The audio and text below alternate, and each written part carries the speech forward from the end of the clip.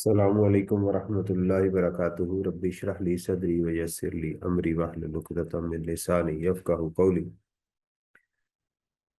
Doctor Imran Shahzad आपसे मुखातिब हूँ। आज हम बिजनेस के क्वेश्चन करने जा रहे हैं कि बिजनेस के अंदर अगर क्वेश्चन में profit and loss account given हो तो उसको किस तरह से आप टैक्सेबल इनकम में कन्वर्ट कर सकते हैं। इससे पहले जो अभी मैं क्वेश्चन आपको करवाने जा रहा हूँ वो ये है कि आपको डेटा दिया गया कि खुद किसी ने टैक्स की कैलकुलेशन की हुई है, टैक्स रिटर्न तैयार की हुई है और उसके नीचे कुछ पॉइंट्स दिए हुए हैं। तो उन पॉइंट्स को देखते हुए क्या वो टैक्स रिटर्न ठीक है, उसका पैटर्न ठीक है, आपको टैक्सेबल इनकम जो है वो कंप्यूट करनी है। ठीक है, एक बड़ा अच्छा क्वेश्चन है और ज़रा डिफरेंट नेचर का है। उसको देखते हैं ज़रा। मैं आपके साथ शेयर करता हूँ। चैप्टर नंबर 16 है खालिद साहब की बुक का।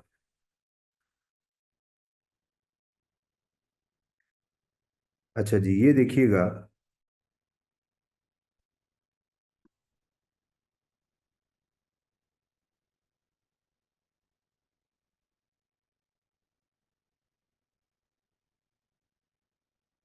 मेरी स्क्रीन शेयर है, रिकॉर्डिंग स्टार्ट है और मेरी आवाज़ भी क्लियर है। I think so.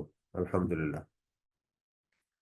अच्छा जी, इसके अंदर जो चीज़ है वो ये है कि क्वेश्चन है जी 16.5 मार्च 2014 का, ये 2014 का ये क्वेश्चन है और इसकी रिक्वायरमेंट है compute the revised taxable income. ये देखिए, बड़ा यूनिक क्वेश्चन है। Of Qamar and tax payable by और refundable to him for tax year 2000 X4। Ignore provision of small and medium size enterprises. SME की कहता प्रोविजन को इग्नोर करें। Briefly comment on the treatment of the above items of expenses in your tax computation. कहता है ये जो expenses है ना, इसके एडिशनली कमेंट भी करने हैं। तो टोटल मिला के ये क्वेश्चन के मार्क्स बनते हैं 17। तो आपको इसको अलग करना है और इसको अलग करना है। ये दोनों चीज़ों को अलग अलग लेकर हम चलेंगे। सही है। चलते हैं जी अपने क्वेश्चन के ऊपर। ये एक्सपेंसेस हैं जिसके ऊपर उसने अलग से इसका डबल ट्रीटमेंट होगा। इसको हमने अपनी टैक्सेबल इनकम में भी देखना है और उसको प्लस हमने कमेंट भी करना है इसके ऊपर।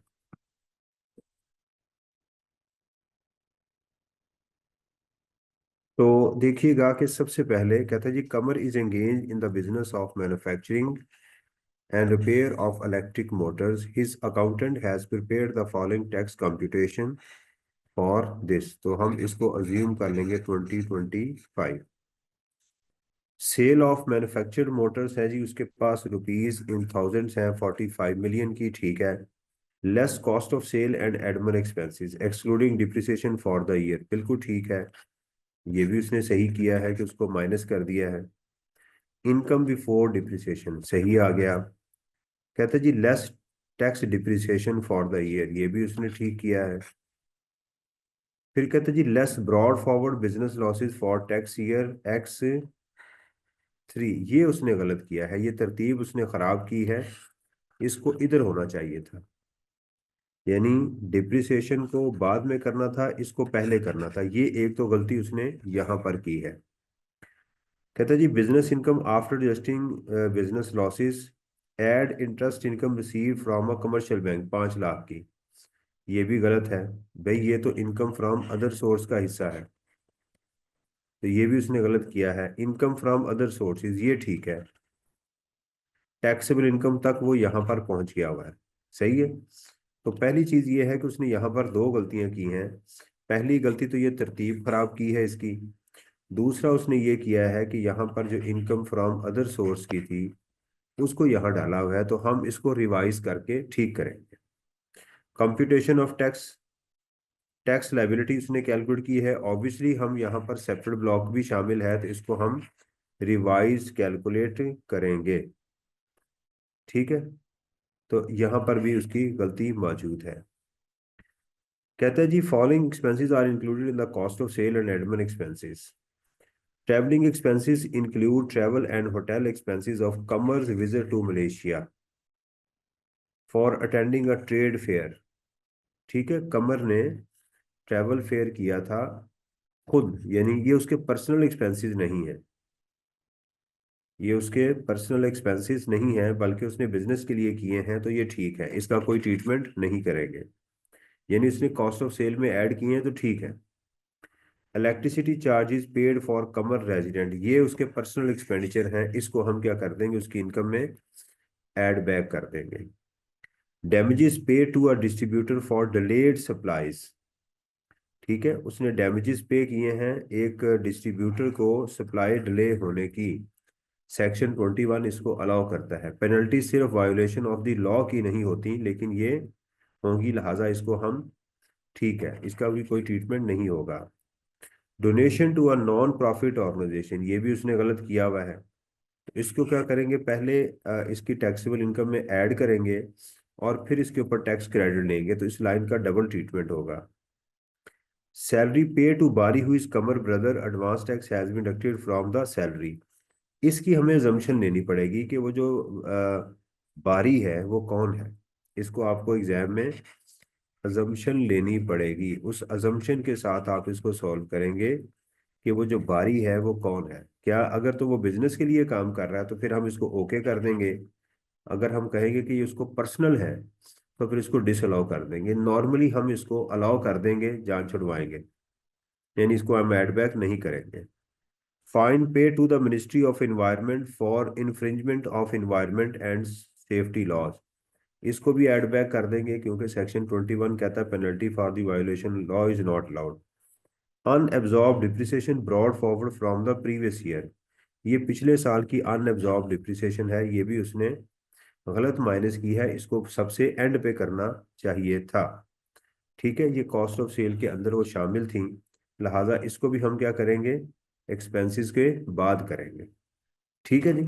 तो सबसे पहले हम चलते हैं अपने क्वेश्चंस के ऊपर, आप प्लीज मेरे साथ कॉपीज वगैरह खोल लें और इसके साथ साथ जो है वो क्वेश्चन को मेरे साथ करें। बड़ा अच्छा क्वेश्चन है, और इसमें खासकर जो अनअब्जॉर्ब डिप्रिसिएशन वगैरह है उसको ट्रीट किया गया है, उससे भी आपको समझ आएगी।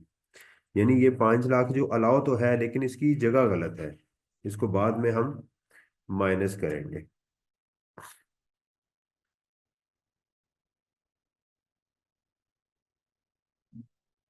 ठीक है जी, किताब खोल लें बेशक, मैंने आपके सामने जो है ये विंडो ओपन की हुई है।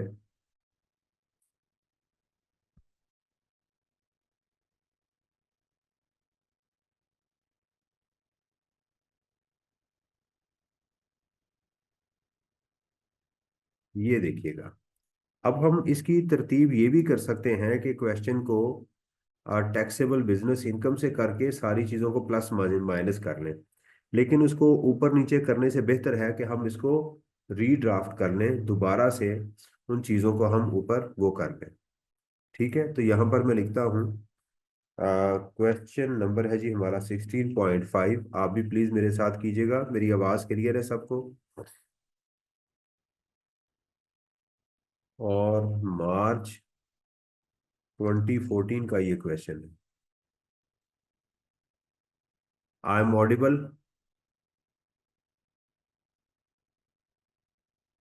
हेलो? यस सर, क्लियर है बात। अच्छा जी, तो अब हम इसमें उसी तरह उसका नाम लिखेंगे, mister Qamar, computation of taxable income and tax payable और द टैक्स ईयर, जाहिर बात है जो भी एग्जाम में टैक्स ईयर होगा 2000x4 है, तो मैं उसको लिख देता हूँ। यहाँ हमारे पास पहले आ जाएगा जी बिजनेस इनकम।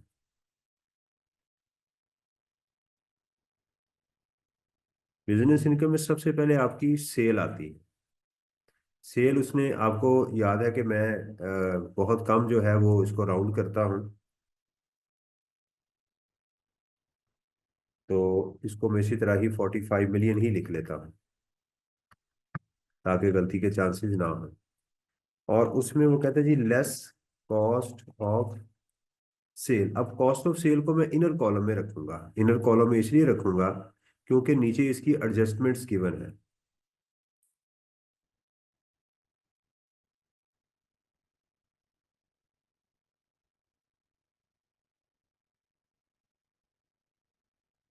मोबाइल की स्क्रीन हॉरिजॉन्टल नहीं हो रही, पहले होती थी। एक स्टूडेंट ये कह रहे हैं कि उनके मोबाइल के ऊपर स्क्रीन वो ऐसे करते हैं तो वो हॉरिजॉन्टल नहीं हो रही। नो सर, तो हो रही है। हाँ जी। हो रही है सर, हो रही है।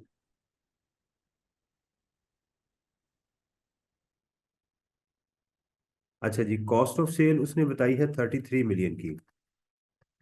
इसको हम एडजस्ट करेंगे, उसके लिए इसके नीचे जो उसने एक्सपेंसेस दिए थे ना वो हमें सेट करने पड़ेंगे, उसको जरा देखना पड़ेगा। उसने कहा जी ट्रैवलिंग एक्सपेंसेस, ठीक है, कमर विजिट टू मलेशिया, मलेशिया, ठीक है, इसको डैश कर देंगे क्योंकि हमने इसको अलाउ किया हुआ है।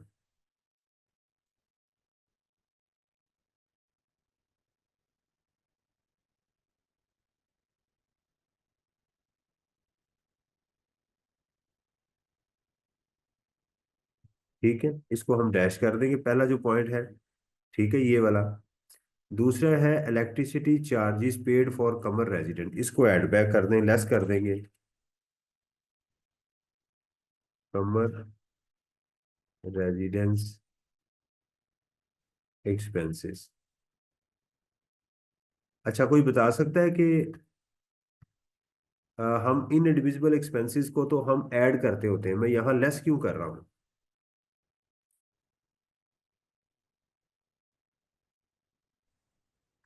हम इन इंडिविजुअल एक्सपेंसेस ये जो आपको नजर आ रहे हैं इसको नॉर्मली हम क्या करते हैं, ये जो इन एडमिसिबल एक्सपेंसेस हैं वो तो प्रॉफिट में ऐड बैक किए जाते हैं, लेकिन मैं यहाँ लिख रहा हूँ लेस।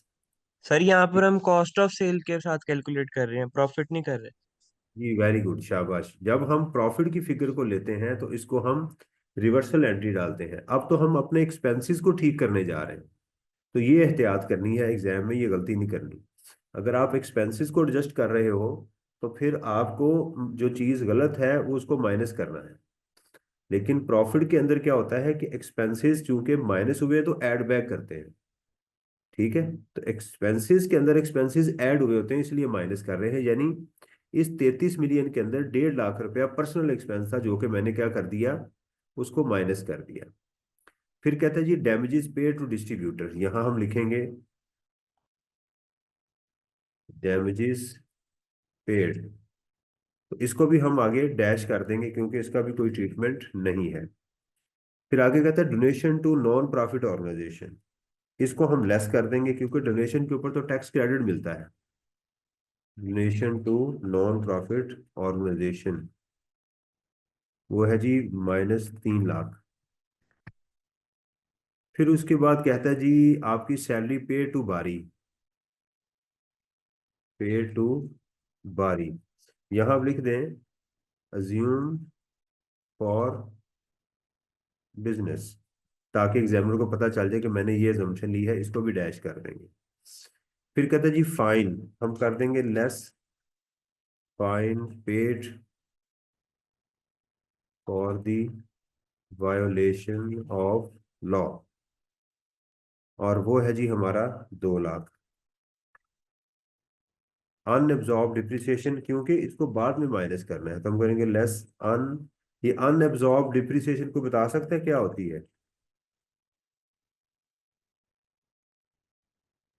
सर वो डिप्रिसिएशन जो पिछले सालों में एडजस्ट नहीं हो पाई वो आगे कैरी फॉरवर्ड होके आ गई। वेरी गुड, शाबाश, उसको हम अनएब्जॉर्ब डिप्रिसिएशन कहते हैं। तो ये हमारा एक्चुअल जो एक्सपेंस था जी वो कितना आ गया, 36। ये हम इसको अंडरलाइन इसको कर देंगे और नीचे यहाँ पर ग्रॉस प्रॉफिट लिख लेंगे। ये बात क्लियर होगी जी सबको? यहाँ तक कोई पॉइंट हो तो बता दें। इसके अंदर दो अमाउंट हैं जिसका हमने फर्दर ट्रीटमेंट करना है, इनको मैं जरा हाईलाइट कर देता हूँ, this one.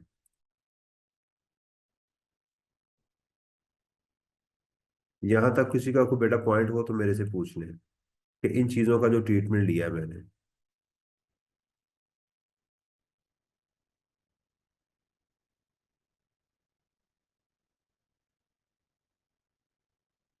Ji, it's okay. चलिए जी, अब दोबारा इस पे आ जाते हैं। तो उसने यहाँ पर जाके क्या किया कि यहाँ तक हम पहुंच गए, तो हमारा यहाँ पर प्रॉफिट क्या आ गया, हम उसी की कैलकुलेशन की तरह सेल में से कॉस्ट ऑफ सेल को क्या करते हैं, माइनस कर देते हैं, तो हमारे पास ये प्रॉफिट आ गया। इसको मैं डबल लाइन से क्लोज कर देता हूँ, ऊपर सिंगल लाइन से ये मैंने क्लोज कर दिया। उसके बाद वो कहता है कि जनाबे वाली इनकम बिफोर डिप्रिसिएशन आ गई, और कहते less depreciation for the year. नहीं, यहाँ पर उसने क्या करना था, ब्रॉड फॉरवर्ड लॉसेस को 3 लाख को माइनस करना था। हम यहाँ पर जाके क्या करेंगे, less brought forward business losses, वो है जी 30 लाख के। ठीक है, तो मेरे पास जो फिगर आ गई 10 मिलियन की, ये फिगर आ गई। ब्रॉड फॉरवर्ड लॉसेस भी एडजस्ट हो गए। अब यहां से आप क्या करेंगे कि इस साल की डिप्रिसिएशन जो आपको नजर आ रही है 90 लाख की, और अनएब्जॉर्ब डिप्रिसिएशन, दोनों को एडजस्ट कर देंगे। ठीक है। अच्छा, इसके अंदर एक देखिएगा कि यहाँ पर इनकम फ्रॉम अदर सोर्सेज पड़ी हुई है 8.5 लाख की। अब ये ध्यान कीजिएगा, जरा मेरी बात को सुनिएगा। अब मेरे पास क्या है कि ये वाली डिप्रिसिएशन मेरे पास इस अमाउंट को पड़ी हुई है। बिजनेस के जो करंट ईयर के लॉसेस होते हैं बेटा, वो एडजस्ट हो सकते हैं, वो सेट ऑफ हो सकते हैं। इसलिए हम क्या करेंगे कि अब हम दूसरा एक ये काम कर सकते हैं, पहले के हम पहले अपनी इस साल की डिप्रिसिएशन को माइनस कर लेंगे यहाँ से, ताकि अगर लॉस हो तो उसको सेट ऑफ किया जा सके। थोड़ा सा क्वेश्चन टेढ़ा है, तो हम करेंगे लेस डिप्रिसिएशन एंड पिछले साल की कितनी थी, 5 लाख अमोर्टाइजेशन। ठीक है, तो आ गई करंट ईयर। करंट ईयर कितनी है जी हमारे पास, 90 लाख की।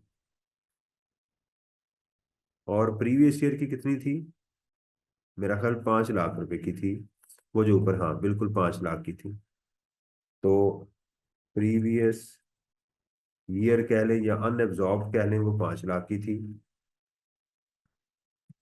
ठीक है, तो हमारे पास वो आ गई 9.5 की।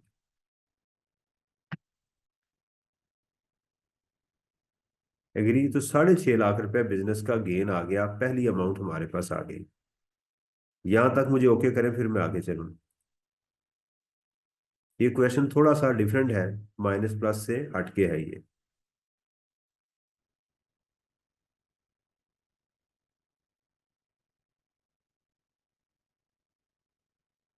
जी, इस ओके। बेटा ये बात समझ आ गई सबको?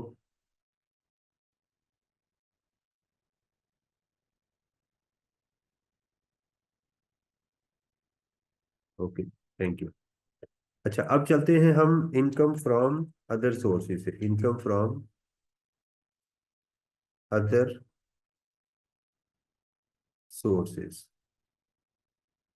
उसमें एक हमारे पास इंटरेस्ट इनकम है, बिल्कुल।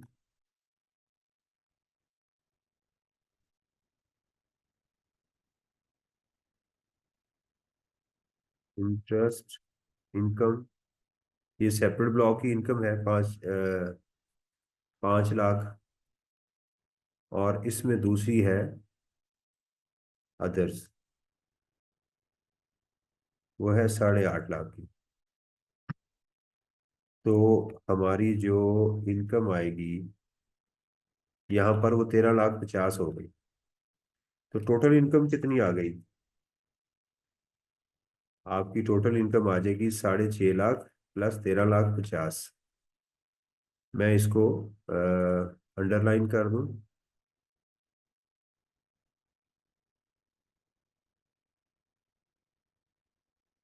और इसका कलर भी मैं ये ब्लू कर देता हूँ। टोटल इनकम आपके सामने ये आ गई। अब इसमें से लेस कर देंगे ज़कात वगैरह, सेपरेट ब्लॉक ऑफ इनकम। तो हमारे पास है ये कि इनकम, इंटरेस्ट इनकम, उसको हम लेस कर देंगे, क्योंकि इसके ऊपर अलग टैक्स है वो लगना है। तो हमारे पास जो इनकम आएगी वो आ जाएगी 15 लाख रुपए की। अब इसको मैं डबल लाइन से क्लोज कर देता हूँ और इसका कलर मैं येलो कर देता हूँ ताकि हाईलाइट हो जाए कि ये हमारी पहली फिगर आ गई, टोटल इनकम, टैक्सेबल इनकम से।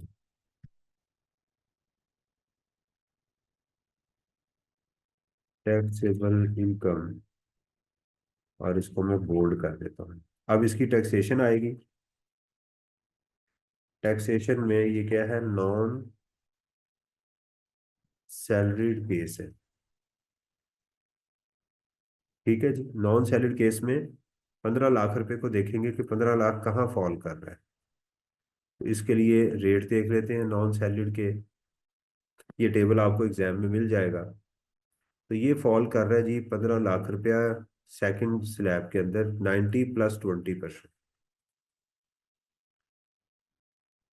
90,000 +20% of the amount 1.5 million - 1.2 million, short कर लेते हैं इसको।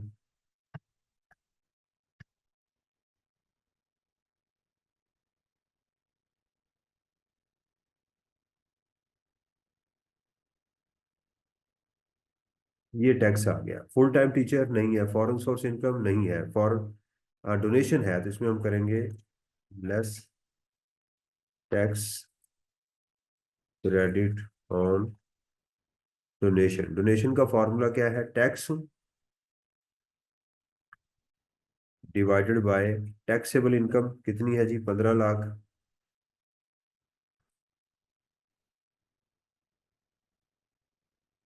और डोनेशन कितनी थी इसकी। डोनेशन कितनी थी जी, जो इसने डोनेशन दी हुई है, 3 लाख। तो इसको मल्टीप्लाई करेंगे 3 लाख। अब 3 लाख को देखेंगे कि हमारी 3 लाख रुपए की जो अमाउंट है इसके 30% से ज्यादा तो नहीं है। तो 15 लाख इंटू 0.3, 4.5 लाख बनता है। तो उसकी लिमिट के अंदर ही है, तो यहाँ हम लिख देंगे डोनेशन इज विदन लिमिट, और इसका हम यहाँ पर माइनस करेंगे tax divided by taxable income multiplied by 3 lakh. तो हमारे पास इसको माइनस करने के बाद अमाउंट आ जाएगी दिस वन।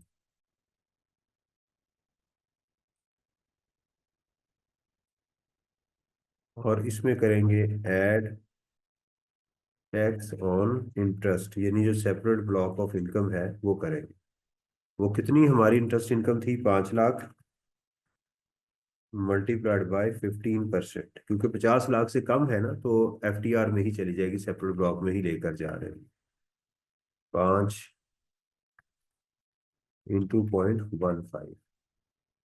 तो हमारी tax liability including separate block of income कितनी आ गई, 120 + 75 लेस, इसमें से हम कर देंगे एडवांस टैक्स। वो देखिएगा एडवांस टैक्स हमारा यहाँ पर पड़ा हुआ है,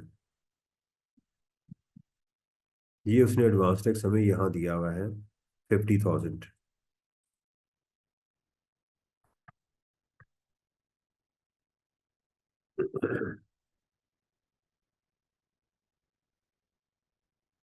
तो हम इसको लिख देंगे टैक्स पेएबल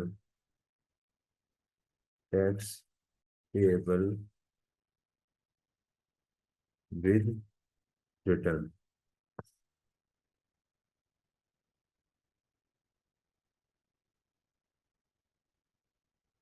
ले जी, ये था हमारा क्वेश्चन। आप बता दें कि कहीं कोई चीज़ में भूल तो नहीं गया।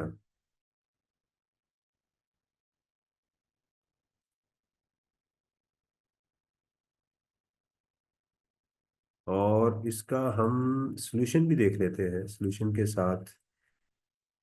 ये था मिस्टर कमर वाला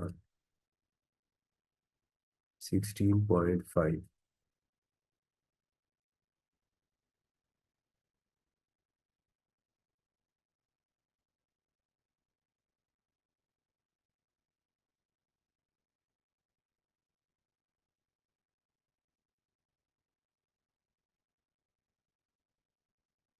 ये देखिएगा जी, आंसर में आंसर हमारा कहीं से गलत हो रहा है। टैक्सेबल इनकम हमारी 15 है, इधर 5 आ रही है। ये देखिएगा गलती क्यों हो रही है। 12 लाख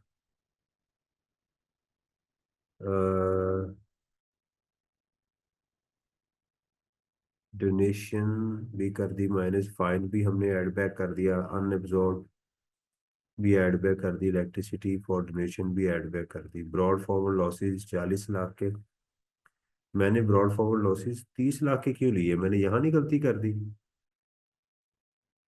ब्रॉड फॉरवर्ड लॉसेज जो है पेपर में, मुझे गलत फिगर उठा ली है। आप चुप करके सारे बैठे हुए भाई। Broad forward business loss for tax year 3 million. ओए होए, ये देखो कहता है total business loss was 4 million. इन्ना लिल्लाह, ये देखें बेटा, ये देखिए कहता है चूंकि 3 ऊपर था, 3 ही असल में 4 था, ये गलती की है हमने। अब इसको देख लीजिएगा कि असल में जो ब्रॉड फॉरवर्ड लॉसेस थे वो 4 के थे।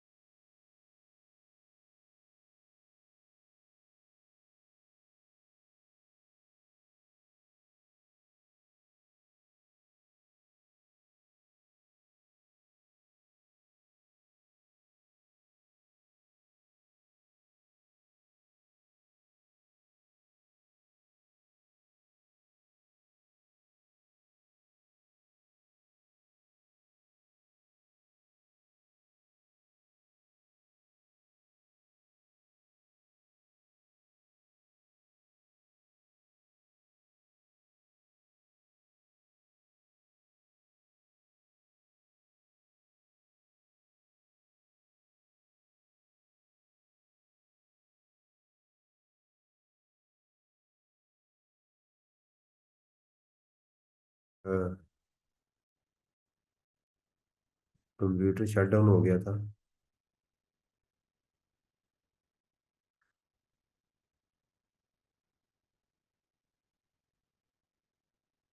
ये देखिएगा कि यहाँ पर हमारे पास जो था वो लॉस ये आ गया था, और 9 और प्रीवियस को हमने जब माइनस किया तो यहाँ पर तो हमारे पास लॉस आ रहा है। खालिद साहब के पास क्या आ रहा है, कहीं गड़बड़ हुई है हमारे से ना।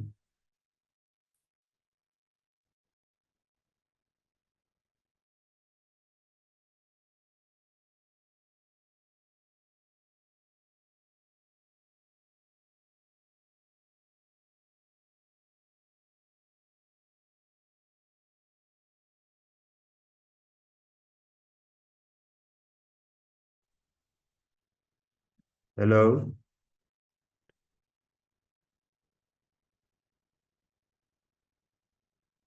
Hello, hello.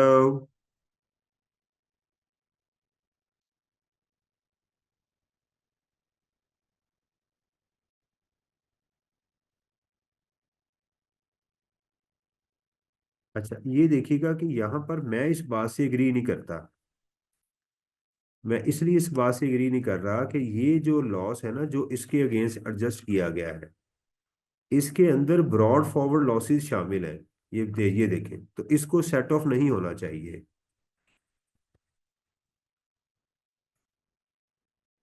मैं इस बात से डिसएग्री करता हूँ, ये देखिएगा, ये मेरे ख्याल में गलत है, इसको आगे कैरी फॉरवर्ड हो जाना चाहिए।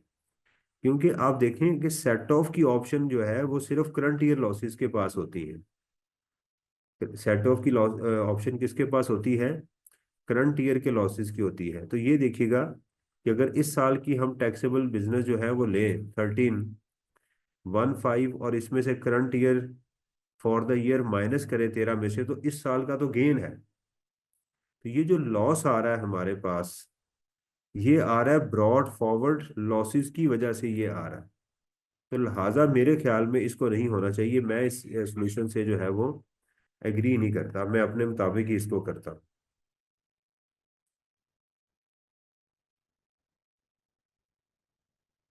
तो हमारे पास ये आ गया लॉस, और इसको हम लिख देंगे कैरिड फॉरवर्ड, यहाँ पर लिख देंगे कैरिड फॉरवर्ड कर देंगे। और यहाँ पर हमारे पास जो बाकी बचेगा वो ये जो टोटल इनकम बचेगी वो ये वाली बचेगी। और 8.5 लाख, 8.5 लाख का हमें टैक्स लेना चाहिए यहाँ पर। और वो 8.5 लाख का टैक्स बनता है 15% ऑफ द अमाउंट, 60,000।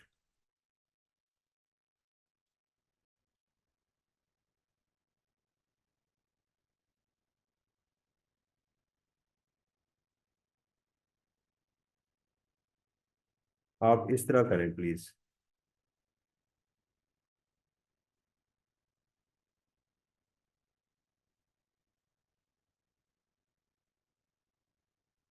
जी, तो ये आ गया, डोनेशन आ गई आपके पास, एड इंटरेस्ट आ गया, ये मेरे ख्याल में आंसर है। इसको जरा प्लीज देख लें। आपको मेरी बात की समझ आई जो मैंने कही अभी इस क्वेश्चन के अंदर?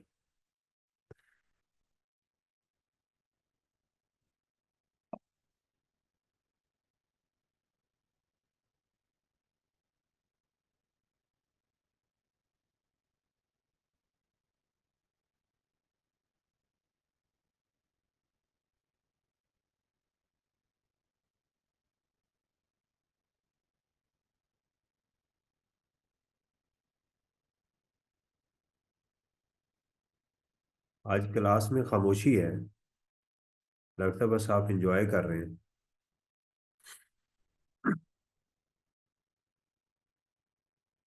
जी, हेलो।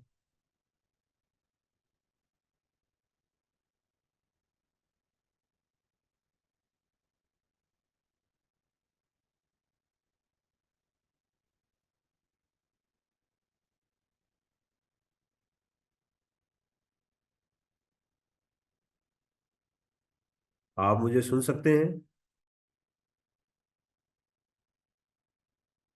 जी सर, क्लियर है सर। नहीं तो खामोशी बड़ी है।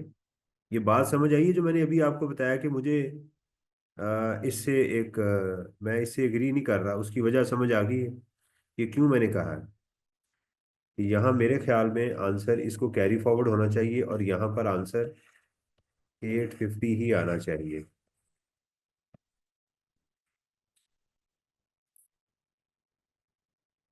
या अपनी किताब में भी इसको ठीक कर लें।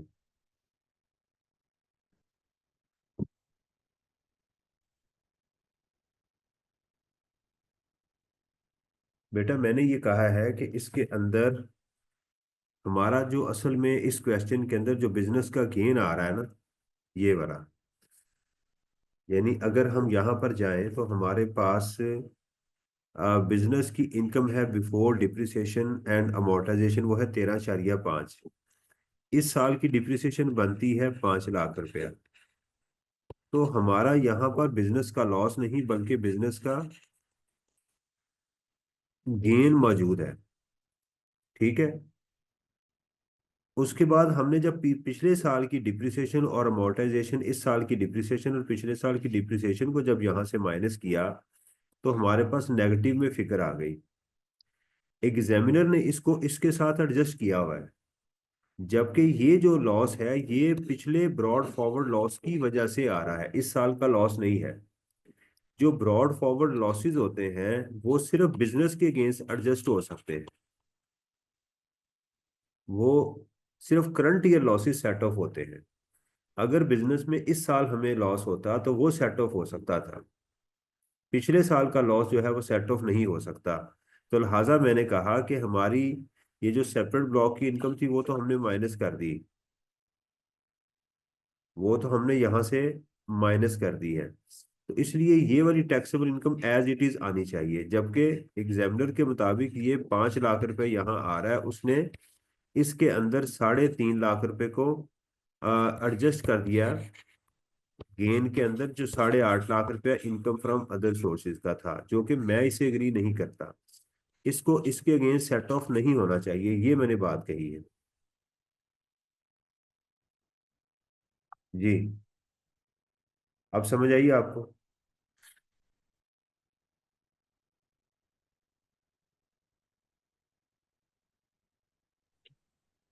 सर ये एसएमएस नहीं आ रहा है आपको? मुझे जी सर, वो इधर कहते हैं कि CFE is not in meeting, वो लिखता है CFE is not in meeting in this meeting.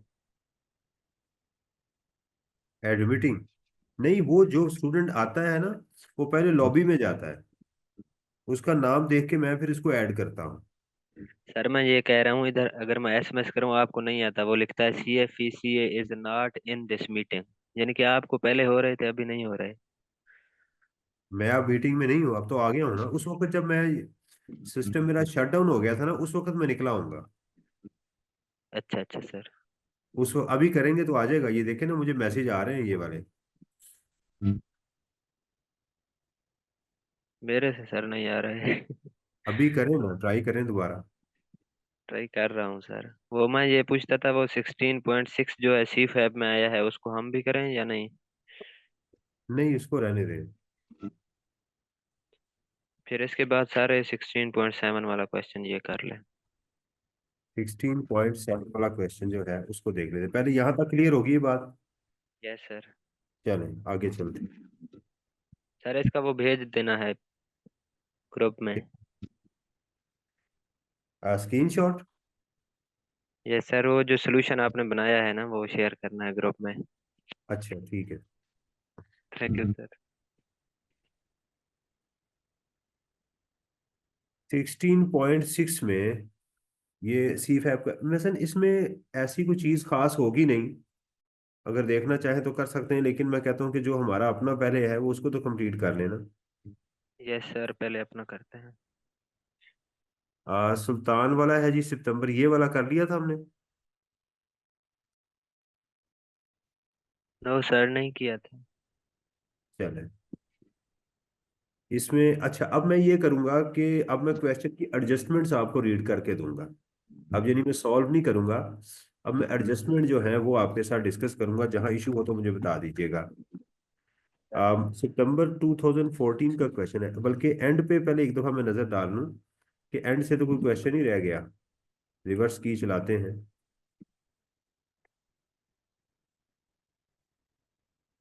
ये तो मेरा ख्याल है सलीम और फहीम वाला हमने कर लिया हुआ था, है ना? मार्च 2022 वाला,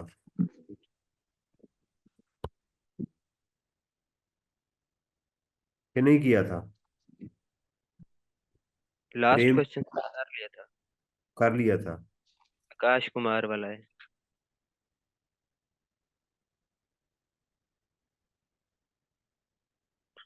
मिस्टर MA वाला क्या कामयाब इंजीनियरिंग का, ये भी मेरा ख्याल है कर लिया था। मिस्टर MA वाला सर नहीं किया। मिस्टर A वाला ये सितंबर 2021 का। सर हाँ जी, सर ये वाला 16.20। आपने असाइनमेंट के अंदर दिया था। चलें इसको डिस्कस कर हो गया लेते था हैं। सर, ये आपने असाइनमेंट दिया। ये हो गया था। आपने असाइनमेंट दी थी सर ये। अच्छा, आपने इस असाइनमेंट में कहा था आपने करना है मुझे ये समझ कर। आ गया। अच्छा कर लिया था आपने। इस इसमें सर सिर्फ एक इशू था कि इसके अंदर जो है उसने चाइना के अंदर अपनी करवाई है रिसर्च और साइंटिफिक रिसर्च, लेकिन पीछे खालिद साहब ने उसको डिसअलाउ किया हुआ है, जबकि अगर वो पाकिस्तान में होगी तो तभी अलाउ हाँ बिल्कुल सही पॉइंट है, था सर इसमें। बिल्कुल सही है। अच्छा जी, प्रॉफिट बिफोर टैक्स आ गया, इसको हमने कन्वर्ट करना होता है। इसके अंदर इसके फेस के ऊपर सेल गिवन है, कॉस्ट ऑफ सेल गिवन है, बिल्कुल ठीक है। एक दफा प्रॉफिट एंड लॉस को उनको पढ़ लिया करें। एडमिन एक्सपेंसेस हैं, फाइनेंशियल चार्जेस हैं, अदर इनकम है, बिल्कुल ठीक है, कोई इशू यहाँ पर नजर नहीं आ रहा। कहता है जी cost of sale include accounting depreciation of 12 lakh, the return on value of cage fix asset on 1 July were as follows. तो यानी हमारा जो टैक्स ईयर है वो कौन सा है, 30 जून है, तो बिल्कुल सही है इसकी। ये है प्लांट एंड मशीनरी हमारे पास है, return on value accounting depreciation को ऐड बैक करेंगे, और ये जो टैक्स रिटर्न ऑन डिप्रिसिएशन है इसको माइनस करेंगे, लेकिन बाद में करेंगे। ये रिटर्न डाउन वैल्यू है, चूंकि ऑलरेडी रिटर्न डाउन वैल्यू है तो हम डायरेक्ट इसका 15% ले लेंगे, कंप्यूटर का 30% हम ले लेंगे, motor vehicle 80% for business use का है, तो इसका हम लेके 15% का 80% हम चार्ज कर लेंगे। A new computer was purchase on this for 150। Computer को हमने परचेज किया है। कंप्यूटर अगर नया परचेज किया है तो आप इसके ऊपर इनिशियल अलाउंस सेक्शन 23 के अंदर इसको एलिजिबल डिप्रिसिएबल एसेट समझ सकते हैं, यानी नया प्लांट एंड मशीनरी के अंदर ले जा सकते हैं। तो इसके ऊपर पहले हम 25% इनिशियल अलाउंस लेंगे, माइनस करने के बाद जो वैल्यू आएगी उसका 15% हम डिप्रिसिएशन भी लेंगे। Motor vehicle which was purchase on 15/6/X5 at a cost of 1 million was sold for 750 on this, the carrying value of this motor vehicle was equal to sale proceed. कहते हैं जी motor vehicle which was purchase, ये motor vehicle अब मुझे लग रहा है ये वाली नहीं है, ये कुछ और है, लेकिन बात ये है कि वो कह रहा है कि ये एसेट ओपनिंग में मौजूद थे, यानी हमारे पास जो 30 लाख के एसेट्स हैं उसके अंदर कहता है विच वाज परचेज ऑन 15/6, तो इसका मतलब ये उसका हिस्सा थी। ठीक है, तो इससे मुराद क्या है कि ये भी 80% यूज हो रही थी और हमने एक 10 लाख की बेच दी थी, was sold for at a cost of 1 million, हमने उसको 1 million की बाय किया था। तो हम इसकी जो ओपनिंग रिटर्न ऑन वैल्यू है वो 100% अगर समझें, इसको जरा देख लीजिएगा ध्यान से, तो 30 लाख में से हमें जो 1 million है वो माइनस कर देना चाहिए। ठीक है, बाकी वैल्यू के आगे हमारे पास 2 million, इसका हमें 15% इंटू 80% लेना चाहिए। ठीक है, और इसका जो गेन है वो हमें कैलकुलेट करना पड़ेगा। जो चीज़ पार्शली यूज होती है उसका तरीक़ेकार क्या होता है कि आप उसको लिखते हैं, उसका gain is equal to sale price minus tax written down value plus depreciation not allowed, ये चीज़ ऐड करते हैं तो फिर उसका गेन आ जाएगा। ये इसकी कैलकुलेशन करवाई हुई है, तो आप मुझे बता दें कि ये करवा दूं या ठीक है, तो मसला नहीं है, आप कर लेंगे इसे। कर लेंगे सर, कोई मसला नहीं। ठीक है, तो ये मोटर व्हीकल पार्शली यूज है। ये कैसे पता चला कि पार्शियल यूज है, क्योंकि उसने ये जो एसेट दिए हैं वो 1 जुलाई X7 को दिए हुए हैं, जबकि उसने कहा कि ये मोटर व्हीकल हमने 15/6 को खरीदी थी, यानी उससे पहले खरीदी हुई थी हमने। ठीक है ना, तो ये कहाँ से आ रही है, टैक्स ईयर 20X6 से आ रही है, जिसका मतलब ये इसके अंदर शामिल थी। ठीक है ना, तो इसके हम अलग से गेन या लॉस कैलकुलेट करने के बाद इसको क्या करेंगे, उसमें ऐड कर देंगे, या लॉस है तो माइनस कर देंगे। N amount of 40,000 pay to factory supervisor on 23/3/8 was advance salary for the month of April since he was in urgent need of amount and the bank were closed on this due to the Pakistan, he was paid in cash, उसको cash में salary दे दी गई, जबकि आपको cash में 32,000 तक पे करने की इजाजत थी। तो लिहाजा इसको क्या कर देंगे, 40,000 रुपये को कॉस्ट ऑफ सेल में ऐड कर देंगे। ठीक है, यानी जो हमारा बिजनेस की प्रॉफिट है उसके अंदर इसको ऐड कर दिया जाएगा। तो इस एडजस्टमेंट से उसने आपसे डिप्रिसिएशन कैलकुलेट करवाई, इनिशियल अलाउंस उसने आपसे कैलकुलेट करवाया, और गेन उसने कैलकुलेट करवाया। तो यहाँ से आपको डिप्रिसिएशन मिल जाएगी, यहाँ से भी मिल जाएगी, नया कंप्यूटर है, इनिशियल लॉस भी कैलकुलेट होगा, तो यहाँ से गेन या लॉस कैलकुलेट हो जाएगा। कहता है जी, admin and selling expenses include expenditure on in-house scientific research related to KI business. It includes salary of 880 paid to scientists, material of 230 used in research, and 700,000 paid to company in China for supporting KI scientist in research work. This expenditure was not recorded as intangible asset and could not provide. ये मेरा ख्याल point कहीं मैंने पहले भी discuss किया हुआ है। तो इसमें से 7 लाख रुपया एड बैक कर देंगे, जो कि चाइना में पेमेंट की गई है।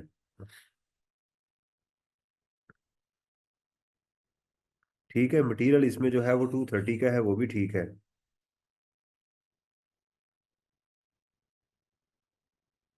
An expense of $650 paid as an installment towards the purchase price of an industrial plot। बताइएगा जी, इंडस्ट्रियल प्लॉट आपने परचेज किया है, तो उसकी परचेज प्राइस आपने पे की है, ये एक्सपेंस होना चाहिए या नहीं? नो सर, ये कैपिटल एक्सपेंडिचर है। हाँ, तो इसको भी क्या कर देंगे, ऐड बैक कर देंगे। Purchase of goods worth ₹225 for sacrifice on Eid ul Zuha, the payment was made through cross cheque. भाई बकरों का तो कारोबार नहीं आप कर रहे ना, सही है, पर्सनल एक्सपेंडिचर हैं, इनको भी ऐड बैक कर देंगे। Donation of 1 million to approved non profit organisation 40%, तो पहले तो इसको ऐड बैक करें ना, डोनेशन तो आपको अलाउ नहीं होती। 40% of this amount was donated to organizations listed on the second schedule of the income tax ordinance. All donations were made through cross। कहता है जी, इसमें से जो 40% है, तो इसका मतलब ये है कि 4 लाख रुपए का हम बाद में जाके टैक्स क्रेडिट इसके ऊपर कैलकुलेट करेंगे। कैसे? Tax divided by taxable income multiplied by 400,000, देखेंगे वो लिमिट के अंदर है, तो इस पे जाके टैक्स क्रेडिट ले लेंगे। तो 10 लाख रुपए को ऐड कर दिया जाएगा और 4 लाख रुपए का क्रेडिट कैलकुलेट कर लेंगे। An insurance premium of 2 lakh pay to a registered insurance company for health insurance of mister A and his dependent, ये भी पर्सनल एक्सपेंडिचर है, ऐड बैक कर दिए जाएंगे। Other income include, profit and loss account में other income है, an amount of 720 receive from the income tax department on account of tax refund related to this amount include additional payment of 80,000 due to delayed in tax refund. बेटा ये जो tax refund होता है वो आपका income नहीं होती refund, बल्कि ये जो डिलेड होती है ये आपकी सेक्शन 39 में इनकम फ्रॉम अदर सोर्सेज में जाती है। तो इसका मतलब ये है कि हम, चूंकि ये ऐड हुई है, तो हम अपने प्रॉफिट में 720 को दोबारा माइनस कर देंगे और 80,000 को ऐड करेंगे, यानी रिफंड आपकी इनकम नहीं होती। वो जो डिलेड के ऊपर आपको एडिशनल अमाउंट मिलती है ये रिफंड होता है। और आपको याद होगा कि हमने पढ़ा था कि जो शख्स रिटर्न एटीएल से निकल जाएगा उसको ये वाली अमाउंट नहीं मिलेगी। Capital gain of 430 and 220 on sale of investment in share of Manzil limited, a public listed company, ये पब्लिक लिस्टेड कंपनी है, and Himmat limited a public, ये सॉरी ये अनलिस्टेड कंपनी है, और दूसरी ये लिस्टेड कंपनी है। ये 37A की है और ये 37 की है, ये है। तो ये दोनों को हम क्या करेंगे, 430 को भी लेस कर देंगे, क्योंकि ये तो कैपिटल गेन है, ये बिजनेस में घुसा हुआ है। अच्छा, यहाँ पर भी मैं एक चीज गलत कर रहा हूँ कि हम यहाँ पर बेटा ये 720 को माइनस करेंगे और 80,000 को जाके इनकम फ्रॉम अदर सोर्सेज में जाके ऐड करेंगे। मैं ये गलत कह रहा हूँ। यानी बिजनेस के अंदर इसको पहले लेस करेंगे और 80,000 इनकम फ्रॉम अदर सोर्सेज में जाके ऐड करेंगे। फिर यहाँ से 250 को माइनस करेंगे दोनों, क्योंकि कैपिटल गेन है। तो फिर जब कैपिटल गेन कैलकुलेट करेंगे तो इन दोनों अमाउंट को वहां पर जाके ऐड कर देंगे। ठीक है। और फिर सेपरेट ब्लॉक में इसको माइनस करेंगे। ये था जी इसका ट्रीटमेंट जो मैंने आपको बता दिया है।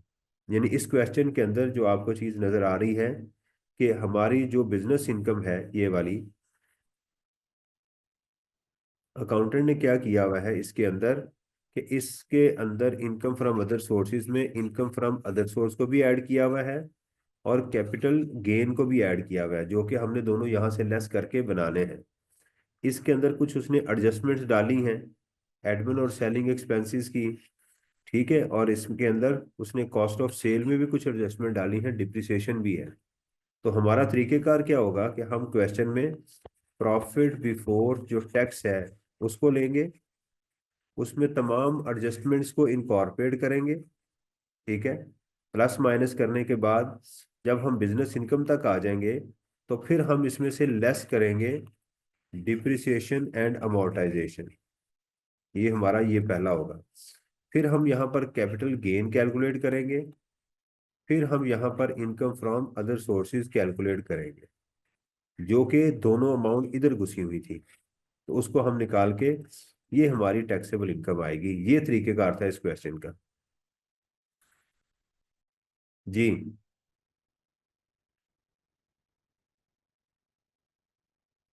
इस ओके।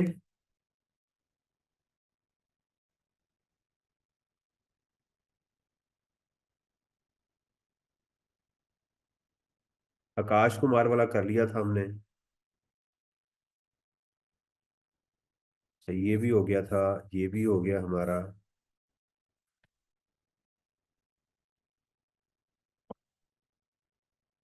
और इसके ऊपर था जी ये वाला, MA वाला कर लिया था, मिस्टर MA, मार्च 2021 का। जी सर, हो गया था, ये भी हो गया था। चल, अल्हम्दुलिल्लाह।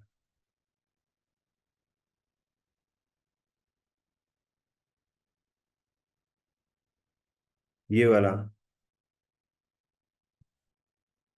ये आपको याद है मैंने लॉसेज में क्वेश्चन करवाया हुआ था, ये वाला। मैंने कहा था 3 क्वेश्चन आपके लॉसेज में थे, एक ये पड़ा हुआ है। 4 क्वेश्चन आप देखें जहां पर फॉरेन सोर्स इनकम है। ये डिस्कस कर लूँ आपके साथ? जी सर, कर लिया।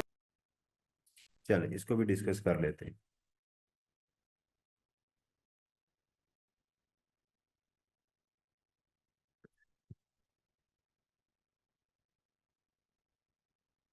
अच्छा जी।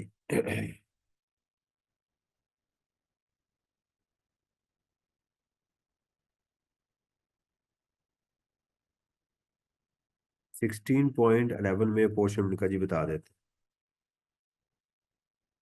कहते हैं जी रूल्स कमेंट। अच्छा, यहाँ पर उसने कमेंट्स मांगे हैं सिर्फ। Comment on the above tax computation for this, give suggestion where required, revised computation is not required. ये देखें, ये डिफरेंट क्वेश्चन है। इसके अंदर उसने कहा कि आपने रिवाइज कंप्यूटेशन नहीं करनी। आज हमने रिवाइज कंप्यूटेशन भी कर ली है। कहता है जस्ट आपने कमेंट्स देने हैं। कमेंट दे लेते हैं जी। क्या किया उसने?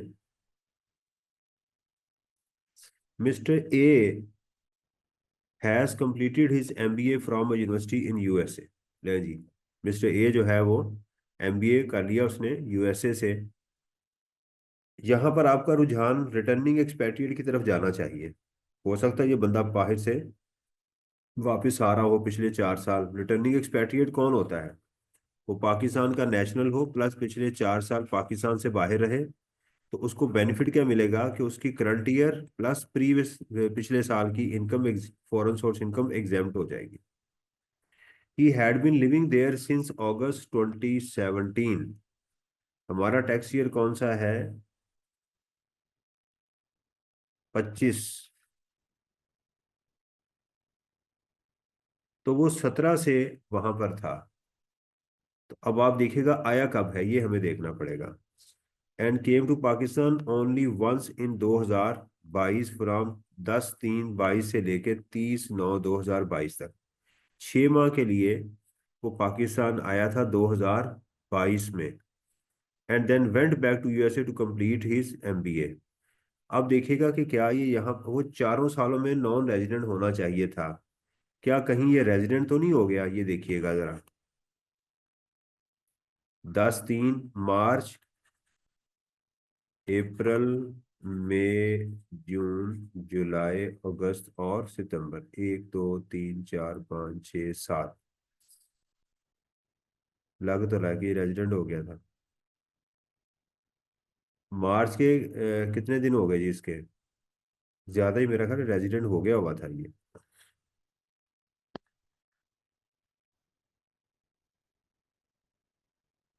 जी, हो गया मेरा ख्याल है 183 डेज उसके 2023 के अंदर कंप्लीट हो गए थे।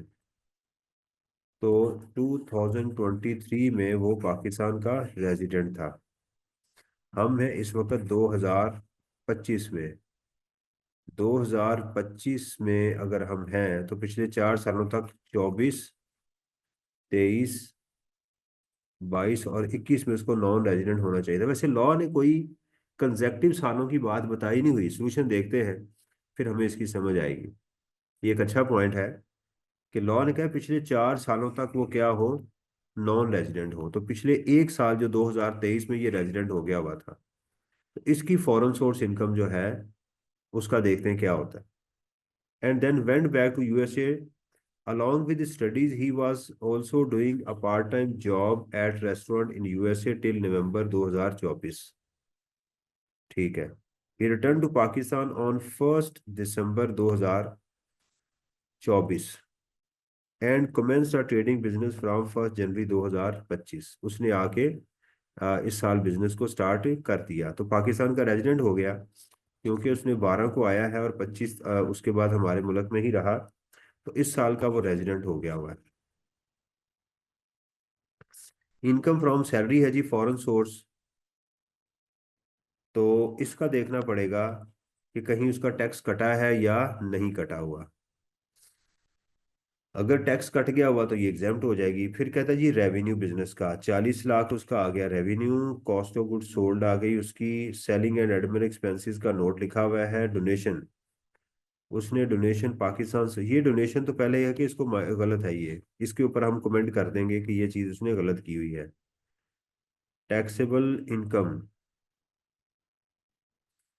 वो बता रहा है जी उसकी फॉरेन सोर्स इनकम। अब उसने हरकत क्या की है कि जो उसका लॉस आया ना उसने सैलरी में से उसको एडजस्ट कर दिया हुआ है। तो सैलरी में से तो कोई लॉस भी एडजस्ट नहीं हो सकता। तो एक गलती हमें ये नजर आ रही है, एक गलती हमें ये नजर आ रही है। ठीक है। उसके बाद सेलिंग एक्सपेंसेस कहता है जी selling and admin expenses include salaries of 840 pay to 2 employees equally in cash with holding tax was deducted as required. तो कहता है जी 2 एम्प्लॉयज को उसने सैलरी दी है इन कैश। ठीक है। तो ये गलत है। तो सबसे पहले तो इसको ऐड बैक कर देंगे, यानी उसने एडमिन एंड सेलिंग एक्सपेंसेस जो किए हैं। तो इस पॉइंट के ऊपर भी हम कमेंट करेंगे। अब यहाँ पर रिवाइज कैलकुलेशन नहीं करनी, सिर्फ कमेंट करने हैं किसने गलत क्या किया और ठीक क्या किया। तो इसको भी हम कह देंगे किसने गलत किया हुआ है।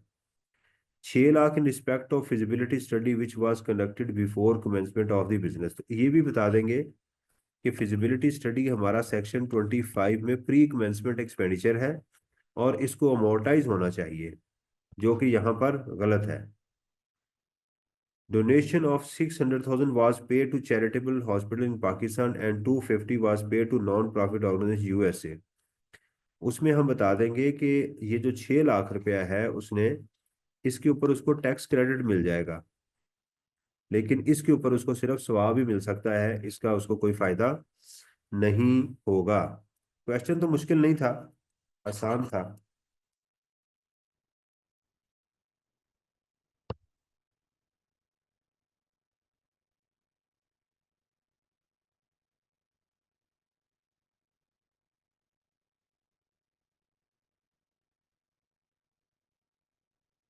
इसका जरा सोल्यूशन एक दफा देख लें ताकि मुझे पता चल जाए कि सैलरी के ऊपर क्या हुआ इसका।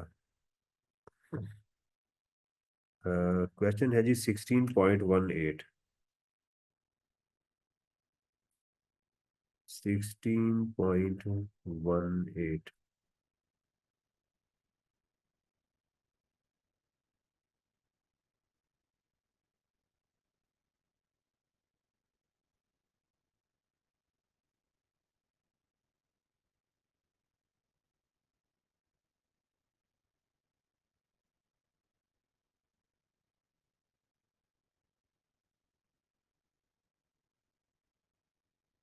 Foreign source income is exempt inter alia for returning expatriate. Mr. A is a returning expatriate because he was not resident in any of the four preceding four tax year। यार ये बात गलत नहीं है, या मैं इसको गलत पढ़ रहा हूँ, मेरे से कोई गलती हो रही है। ओए होए होए होए होए होए, हम पता क्या गलती कर रहे हैं, बताओ भी क्या मैं गलती कर रहा हूँ इसको पढ़ते हुए।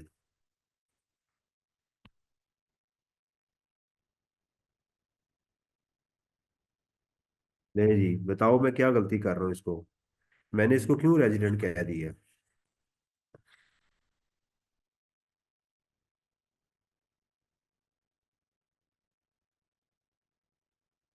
मुझे काम पे लगा के सो गए भाईजान आप।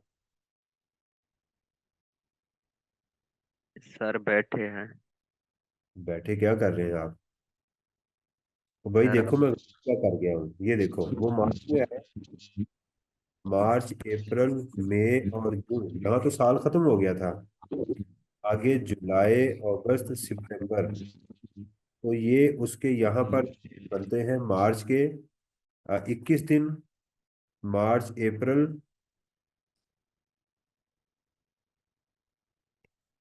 मई एंड जून। तो इस साल का भी वो नॉन रेजिडेंट हो गया, और फिर उसके जो है वो जुलाई अगस्त और सितंबर, यहाँ का भी वो नॉन रेजिडेंट है, तो पिछले 4 साल में वो नॉन रेजिडेंट है। तो रिटर्निंग एक्सपैट्रिएट जो है वो उसकी ये वाली इनकम भी एग्जाम्प्ट होनी चाहिए। तो पहला आप इसके ऊपर कमेंट करेंगे, एक इसके ऊपर भी कमेंट करेंगे कि जनाब वो चूंकि पाकिस्तान में रिटर्निंग एक्सपैट्रिएट है and it is assume that he is a citizen of Pakistan, so this income should be exempt. पहले आप इसको बताएंगे this income should be exempt.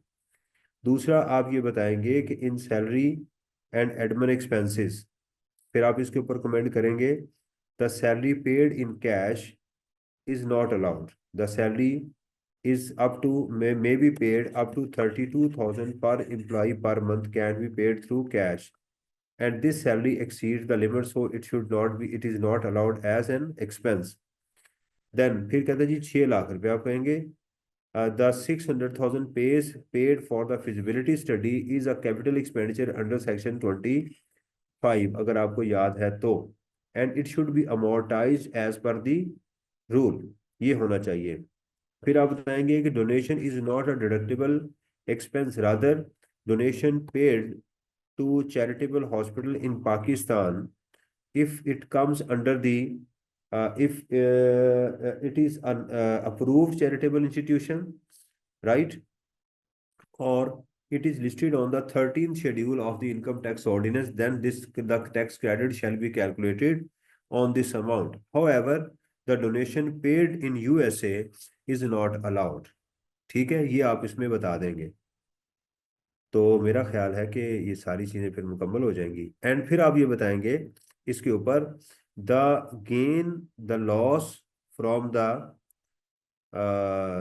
Pakistan source income is not adjustable against the head salary, salary के against वो adjust नहीं हो सकता। तो इंशाल्लाह आपको इसके अंदर पूरे नंबर मिल जाएंगे, 8 नंबर मिल जाएंगे।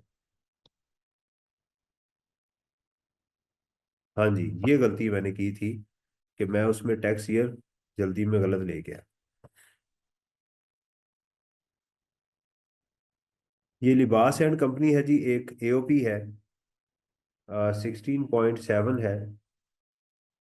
इसमें देखिएगा Libas and companies and AOP with 3 members, Saba Junaid and Akram. Requirement देखते हैं, compute taxable income and tax liability of AOP and Saba for tax year 2025। ये अच्छा क्वेश्चन है, इसको भी करना चाहिए। During the tax the year AOP earned, अच्छा इनकी रेशियो है जी आपकी 1:1:2, तो इसका मतलब क्या है, तो ये कितनी हो गई 4, तो सबा की हो गई 1:4, जुनेद की हो गई 1:4 और अकरम की हो गई 2/4, इनकी ये रेशियो आ गई। Earned profit before tax 85 lakh रुपए उनका प्रॉफिट है from its principal business that is trading of garments. In addition, AOP is also involved in purchase and sale of following securities listed on Pakistan Stock Exchange. Detail of purchase and detail of sale. Name of investee company है जी x, यानी जिसमें आपने investment की है, PBP, और ये सारी listed है। नंबर ऑफ शेयर हैं जी 2 लाख, प्राइस पर शेयर है जी 2 लाख, ये उसकी प्राइस थी। यकम दिसंबर अक्टूबर 2021 में बाय की है। ठीक है, हमारा सिक्योरिटीज का रूल ये था कि अगर सिक्योरिटीज 1 जुलाई 2024 से पहले बाय की जाएगी तो उसके रेट्स 2 होंगे। अगर 1 साल के अंदर अंदर आपने डिस्पोज ऑफ की है तो 15%, और अगर आपने 1 साल के बाद की है तो 15%। और वो सिक्योरिटीज जो 30 जून 2013 तक बाय की गई थी उनका रेट 0% होगा, वो एग्जेम्प्ट हो जाएंगी। और अगर सिक्योरिटीज उसके बाद की गई हैं तो उनका एक ही रेट है 15%। ये मैंने आपको समराइज कर दिया जो मुझे याद है। आपने इसको सेल कर दिया जी 29/6/2025 को, नोट पढ़ना पड़ेगा। Sale proceed from disposal of these shares were credited to AOP's bank account on 2/7। देखें जी, हमारी यहाँ पर क्रेडिट हुई हैं लेकिन हमने तो बेच दी है ना, तो कैपिटल गेन एक्रूवल बेसिस पे चलता है। तो हमारा गेन कितना हो गया, 200 रुपये के हमने बाय किए थे और 225 के हमने 2 लाख शेयर बेच दिए हैं, तो इसका गेन आपका आ जाएगा 2 लाख इंटू 200 इंटू 200 माइनस 200, ये करेंगे 25 रुपये का गेन आपकी सिक्योरिटीज में चला जाएगा। और ये 1 दिसंबर 2021 में है, राइट। तो इसका होल्डिंग पीरियड देखें कितना बनता है, 21 से 25 का है ना, तो इसके ऊपर मेरा ख्याल है 12.5% टैक्स लगना चाहिए, इनके ऊपर 12.5%। पहले आप इसको इनकम में ऐड करेंगे फिर माइनस करके सेपरेट ब्लॉक में टैक्स लगाएंगे।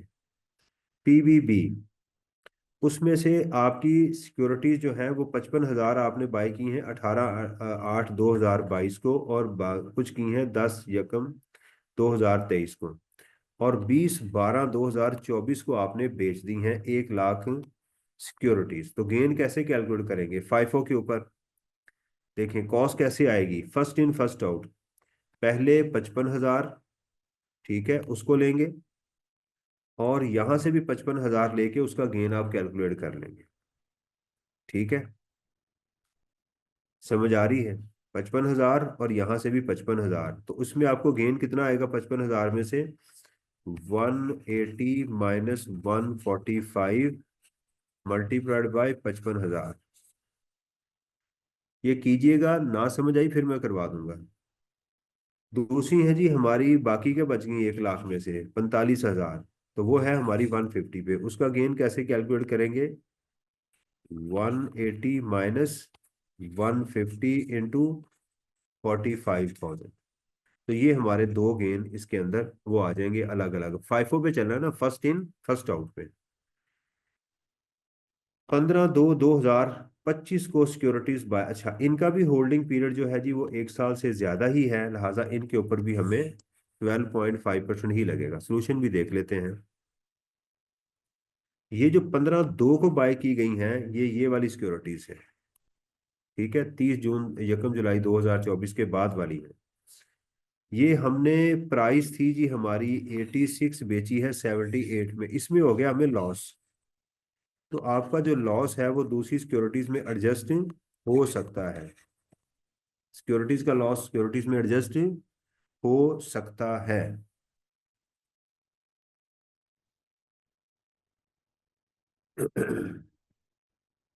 कहते हैं जी इग्नोर करें। आगे है जी अदर इंफॉर्मेशन सबा की, during the earned 1.5 lakh by working as freelance photographer है Saba receive from Zafar in full settlement of a loan, the loan was provided on first at 10% interest. Sabah received this from Zafar in full settlement of our loan. The loan was provided on first at 10% annum interest through proper banking channel. Freelancer उसको जो है वो मिला है, जफर से उसको loan लिया है 1 जुलाई को। लोन लोन का लेना कहाँ कहाँ टैक्सेबल होता है? ये जफर कौन है? जफर कौन है? ऊपर को जफर की इंफॉर्मेशन है।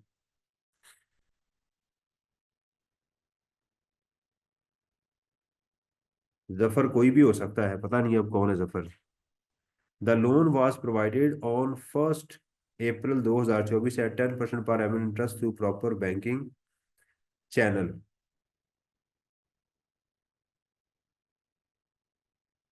Full settlement of a loan, इसकी तो कोई मुझे समझ नहीं आ रही कि लोन का लेना तो किसी जगह नहीं जाएगा। द लोन वाज प्रोवाइडेड, हाँ इस पे इंटरेस्ट कैलकुलेट हो सकता है कि सबा ने रिसीव किया है 11 लाख रुपया, उसने लोन दिया हुआ था 1 अप्रैल 2025 को। हमारा टैक्स ईयर कहाँ से स्टार्ट हो रहा है? 1 जुलाई 2024 से 30 जून 2025 तक। तो 1 अप्रैल को उसको रिसीव हुआ, 1 अप्रैल 2025 को उसको पैसे मिल गए 11 लाख।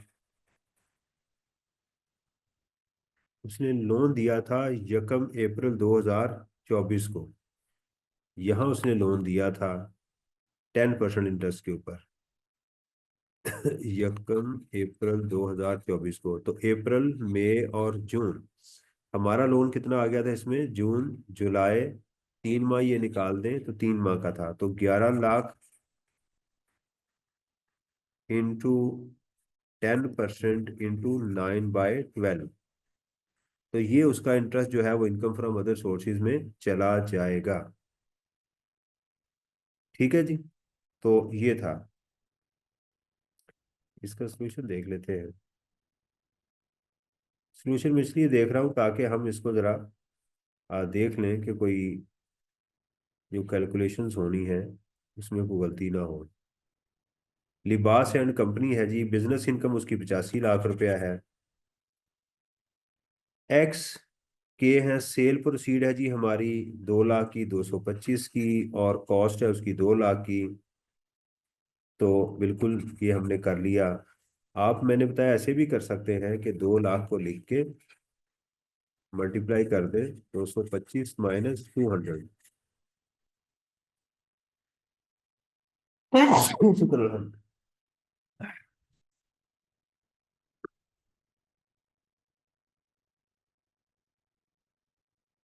जी, आमिर मौजूद हो के नहीं?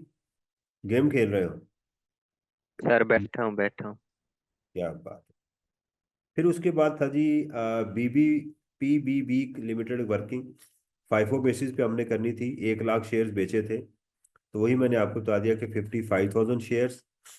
तो आप मल्टीप्लाई कर सकते हैं -145 के साथ, पहले 55,000 शेयर यूज करके, तो ये इनकम आ गई। फिर 45,000 शेयर्स, सेल प्राइस -150 का कर लें,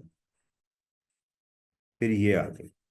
इसमें हमें लॉस हो गया, तो लॉस को हमने क्या कहा है? सिक्योरिटीज का लॉस 37A का सिक्योरिटीज के अंदर एडजस्ट हो सकता है, तो एडजस्ट किया तो हमारे पास ये गेन आ गया। Cash loan from mister A Imran, ये कहाँ से आ गया भाई? इसमें कैश लोन हम कहाँ भूल गए हैं? आप क्वेश्चन को बहुत तेजी से नहीं पढ़ रहे, कहाँ से कैश लोन आ गया? सर ये नोट बी के अंदर है sir. Hmm, due to the, note अच्छा बी के। वो मैंने पढ़ा है। Due to shortage of the fund for making this purchase, AOP borrowed in cash from Imran who is the business of lending money at the rate of 15% जो है, तो उन्होंने उससे लोन बोरो कर लिया है 15% के ऊपर। ठीक है, इन फंड्स को मेंटेन करने के लिए। ये पॉइंट बी का था इसका। अच्छा, इसके ऊपर फिर हमें ये जो हमने लोन के ऊपर पेमेंट की है ना, 15/2/2025 25 का, ये इंटरेस्ट भी हमें अलाउ होना चाहिए, यानी 5 मिलियन इंटू 15%। इसका जो है ना मल्टीप्लाइड बाय वो जो टाइम बनता है उसके साथ हमें इसका इंटरेस्ट भी इसकी कॉस्ट में ऐड करना चाहिए। इसकी जो प्राइस है ना इसकी, इसके अंदर हमें इसको भी ऐड करना चाहिए। ये है। सर लेकिन लेकिन उसने ये तो बताया नहीं कि हमने कितने पैसे डाले हैं शेयर की प्राइस में, लोन के पैसे कितने और हमारे अपने कितने। हाँ, ये भी वो नहीं बता रहा ना। देखें ना, इसकी प्राइस बनती कितनी है, ये बात आप ठीक कर रहे हैं कि उसने ये भी नहीं बताया कि शॉर्टेज ऑफ फंड की वजह से क्या है। लेकिन हम अज्यूम तो कर सकते हैं ना सारे का सारा। देखें 150 को अगर आप मल्टीप्लाई करें 86 के साथ तो क्या आंसर आता है आपका?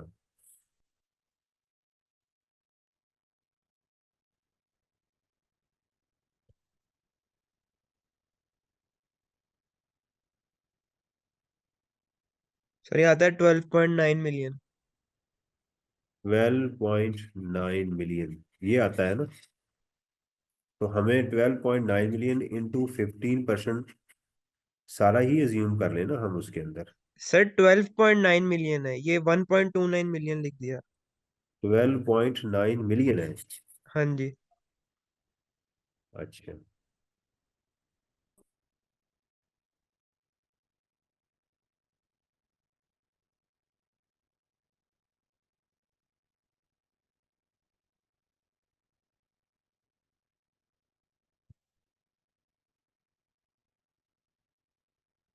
तो क्या हो गया, ये मीटिंग में आप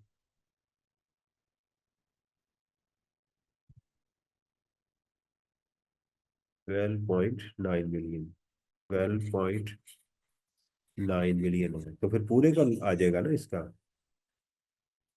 5 मिलियन इंटू 15% इंटू। तो इसमें हमने 15 2 को बाय किए हैं ना, और बेचे हैं हमने 15 3 को। तो 1 माह का इंटरेस्ट ले लेना चाहिए इसके अंदर कॉस्ट। ठीक है ना, 1/12 तो ये इंटरेस्ट आ जाएगा। ये है, लेकिन ये कह रहा है कि who is in the business of lending money. ये इसने कहा हुआ है जी, कैश इमरान से लिया है उन्होंने। जबकि लॉ ने कहा है कि अगर किसी का कारोबार फाइनेंशियल इंस्टीट्यूशन का, मेरा ख्याल लिखा हुआ है, एक मिनट जरा उसको दोबारा रिकन्फर्म कर लें। आज मैं करवाते हुए अज्यूम कर रहा हूं कि आपको मेरी बात की समझ आ रही है। वो चैप्टर था हमारा इनकम फ्रॉम अदर सोर्सेज का, ये।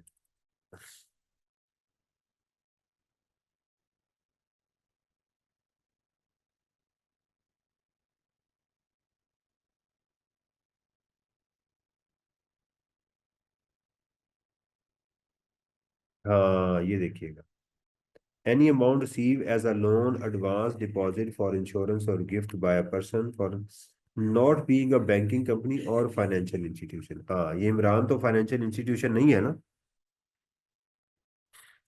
तो लिहाजा सही किया हुआ है कि उसको ऐड बैक कर दिया गया है। ठीक है, ये ऐड बैक होना चाहिए। यहाँ मुझे सिर्फ ये है कि यहाँ पर हमें जब इसकी कॉस्ट कैलकुलेट करें तो यहाँ पर कॉस्ट कैलकुलेट करते हुए कॉस्ट में प्लस हम कर दें 5 मिलियन इंटू 15% इंटू 1/12, वो भी ऐड कर दें कॉस्ट में, तो फिर ये आंसर चेंज हो जाए।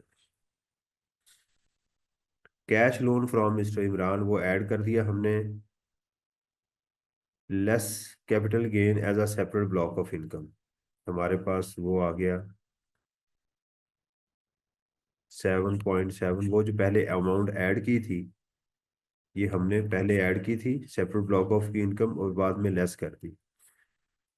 तो 13 मिलियन उसकी आ गई taxable income of the AOP. अब 13 मिलियन आ गई ना, तो इसके ऊपर 10% सर चार्ज भी लग जाएगा, तो 10 मिलियन से बढ़ गई है ना ये अमाउंट। तो उसके बाद हमारे पास आ गया जी 16। ये आप इसको करेंगे जैसे मैं करता हूँ,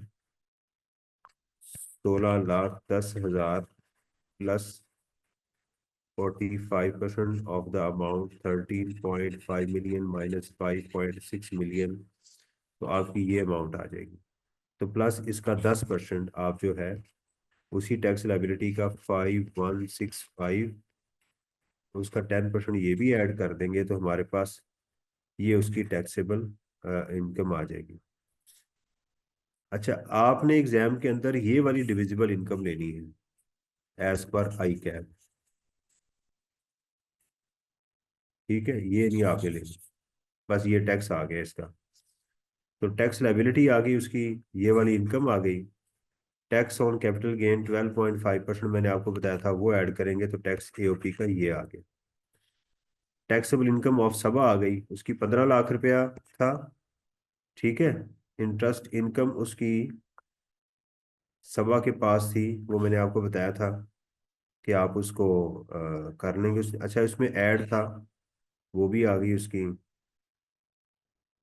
share for the purpose of this, हम जो है वो डिजिबल इनकम को ये नहीं लेंगे, हम लेंगे 13.5 मिलियन इंटू 1/4, यहाँ पर फर्क आ जाएगा हमारा।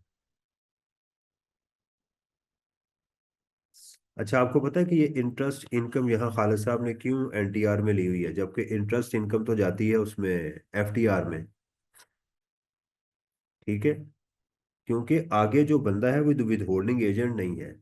बहरहाल ये एक टेक्निकल पॉइंट है, इस क्वेश्चन को जरा तसल्ली से देखने की जरूरत है कि वो साहब जो है वो एक विद होल्डिंग एजेंट नहीं है। तो प्रॉफिट ऑन पीएलएस अकाउंट है, ये प्रॉफिट ऑन पीएलएस अकाउंट नहीं है। ये जो प्रॉफिट आपको मिला हुआ है ना, this is not on PLS account, ये वो नहीं है, ठीक है। इसमें हमने क्या किया था कि हम उसका 35 लाख का पहले टैक्स कैलकुलेट करेंगे, फिर इस टैक्सेबल इनकम के ऊपर हम करेंगे फार्मूला, वो देखिएगा, टैक्स ये वाला divided by taxable income multiplied by normal income जो थी, ये इसका टैक्स आ जाएगा। ये एक अच्छा एक्सक्यूज क्वेश्चन मी था सर। जी। सर जब हमने जो इंडिविजुअल की इनकम कैलकुलेट करने लगे हैं, तो जो एओपी से इनकम आई थी वो टैक्स से पहली वाली इनकम क्यों लिया, टैक्स के बाद वाला प्रॉफिट क्यों नहीं लिया? असल में ना इसमें एक जजमेंट थी, खालिद साहब उसको फॉलो करते हैं। कौन अरहम बात कर रहे हैं, कौन कर रहा है? अर्शमान बात करूं सर? अर्शमान, हेलो, वालेकुम सलाम, अल्हम्दुलिल्लाह ठीक ठाक। मैं ना क्लास से गया मैं, ठीक है जी। अर्शमान, जी सर। अर्शमान ये पूछ रहा है कि जो हमने मेंबर्स के अंदर इनकम डिस्ट्रीब्यूट करनी होती है वो कौन सी होती है। तो उसका जवाब ये है कि एक पुराना एसआरओ था जिसको खालिद साहब जो है ना वो उसको फॉलो करते हैं, उसके अंदर ये था कि मेंबर्स को फायदा देने के लिए जो टैक्सेबल इनकम है उसमें से टैक्स को माइनस करते हैं, यानी टैक्सेबल इनकम आफ्टर टैक्स लें और उसको डिस्ट्रीब्यूट करते हैं। हमारे ऑर्डिनेंस में मुझे ये कहीं चीज़ नहीं मिली, ये बात मेरी खालिद साहब से डिस्कस हुई थी, उन्होंने कहा पहले भी ली जा सकती है। देखें प्रैक्टिकली जब हम जाएंगे तो हम इस चीज़ को फॉलो कर सकते हैं, उस एसआरओ को ले सकते हैं।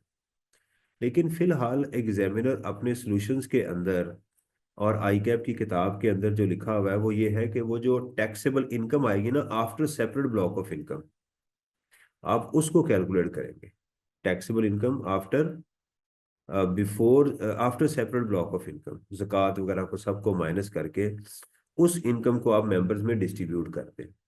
उसको डिस्ट्रीब्यूट करने का मैंने आपको तरीका भी बताया हुआ है कि अगर साल के दौरान मेंबर्स को कुछ एक्सपेंसेस दे दिए जाएं, उनके बिजली के बिल, उनके सुई गैस के बिल, तो वो पहले माइनस किए जाएंगे, वो जो बाकी अमाउंट बचेगी वो उनको डिस्ट्रीब्यूट किए जाएंगे, ये मैंने बात बताई थी। तो इसलिए पहले हम टैक्स कैलकुलेट करें, उसको माइनस करें, फिर उसकी एसआरओ का रेफरेंस दें तो जान छुड़वाएं। हम सिर्फ रेफरेंस एग्जाम में मैक्सिमम ये दे सकते हैं एज पर suggested solution of ICAP, बस, तो बात खत्म हो जाएगी हमारी। एक तो स्टेप एक आसान हो जाएगा, दूसरा जिंदगी भी आसान हो जाएगी, हमें एग्जामिनर के साथ हम मैच कर जाएंगे, ये इसलिए मैं करवाता हूँ। सही है। जी सर। सर जरा काइंडली एक दफा स्क्रीन शेयर करेंगे जहाँ पे आपने कोई सोल्यूशन दिखाया है।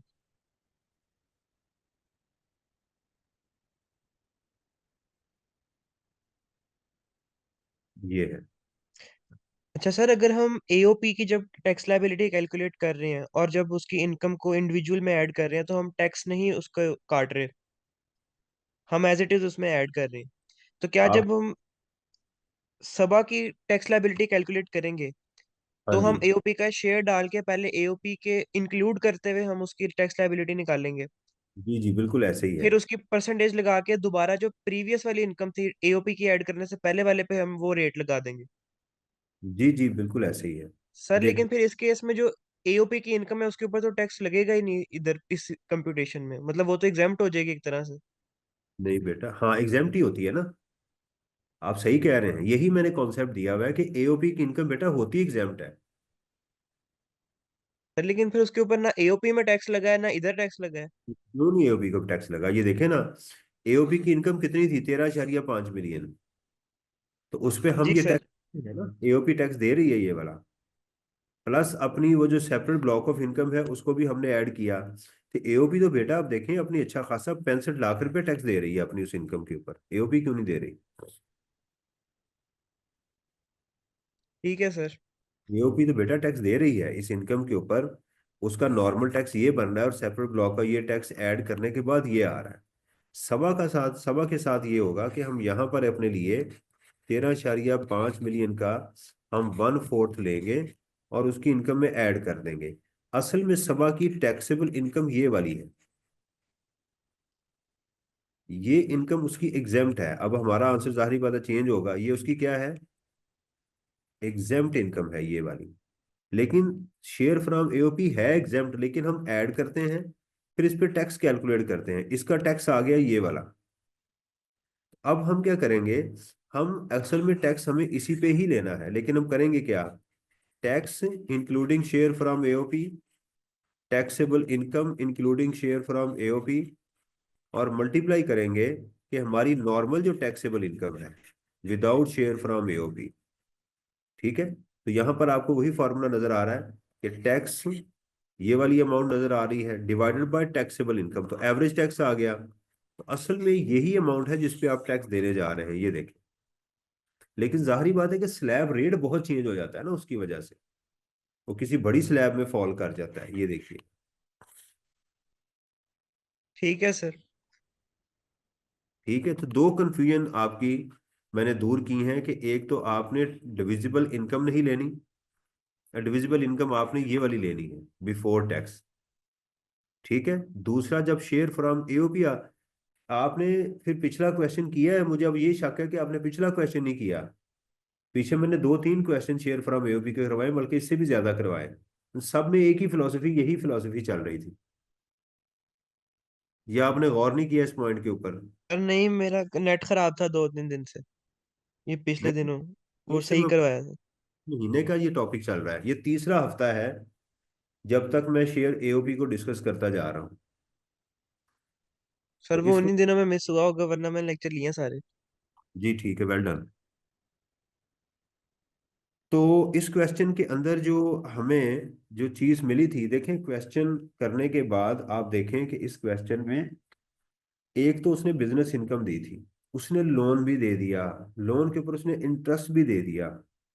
तो क्वेश्चन में गुम होके जरा थोड़ी सी जल्दी में, जैसे मेरे से भी उजलस में गलती हो रही है, गलती हो जाती है, लेकिन अगर आप तसल्ली के साथ उसको करेंगे तो चीजें अपनी अपनी जगह पर बैठना शुरू हो जाती। ठीक है ना। आपने टोटल इनकम का वही फ्लो आपने बनाना है अपने जहन में, कि आपने सबसे पहले एग्जाम के अंदर टोटल इनकम तक पहुंचना है, फिर सोचना है कि यार इसके ऊपर कहीं सेपरेट ब्लॉक ऑफ इनकम है, ज़कात है, कहीं गिवन है, उसको माइनस करें।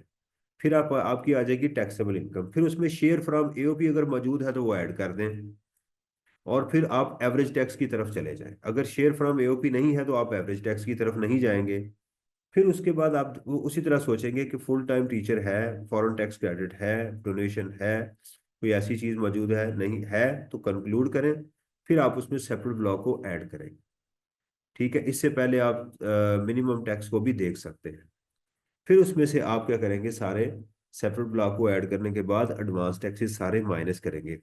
जितना क्वेश्चन तसल्ली के साथ करेंगे उतना क्वेश्चन जो है ये आसानी से हो जाएगा। जी बताइएगा।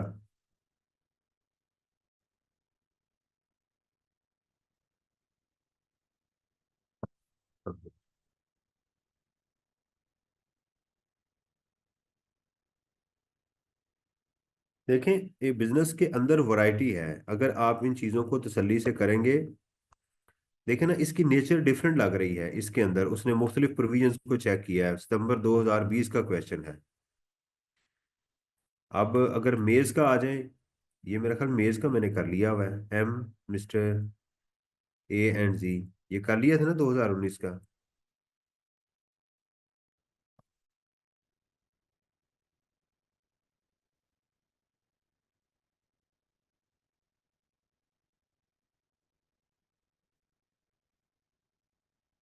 यहाँ पर भी कैपिटल गेन आ रहा है हमारे पास।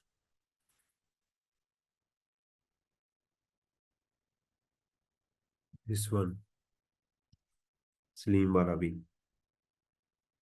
चलें, रिवीजन में भी मैं मजीद कुछ क्वेश्चन जो है ना आपको इसमें आप अपनी प्रैक्टिस करें। जब आप प्रैक्टिस कर लेंगे तो फिर मजीद मैं आपको क्वेश्चन इसमें से भी करवा, मिस्टर कतील वाला भी मेरा ख्याल कर चुके हुए हैं।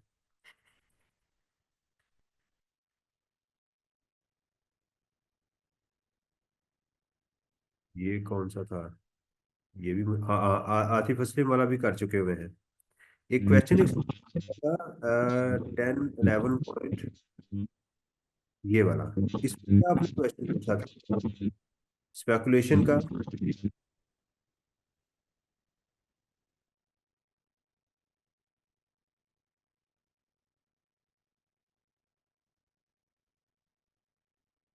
एक कुछ स्टूडेंट ने मेरे से भी क्वेश्चन पूछा था।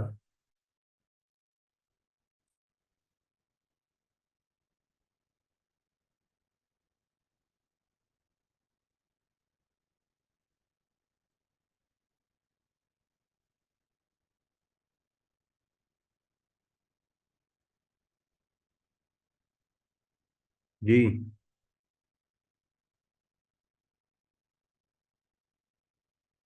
इसी ने मेरे से एक क्वेश्चन पूछा था कि सर इसके अंदर ये जो है 11 वाला 16 पर लॉन ट्रेडर वाला जो क्वेश्चन है, इसको ज़रा बता दीजिएगा।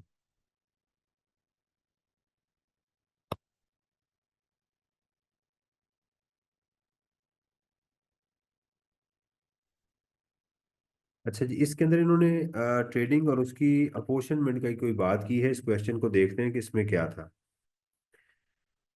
ये मैंने करवाया था या नहीं करवाया था, पहले ये बताइएगा।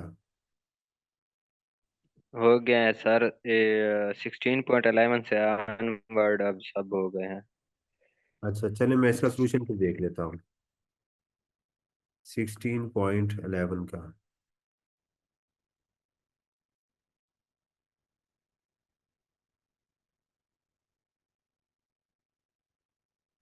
ये मेज का बेटा मुझे बता देना जहां पर इशू हो। Net profit as per accounts हमें गिवन है। एडजस्टमेंट ऑन अकाउंटिंग मेथड को हमने किया था।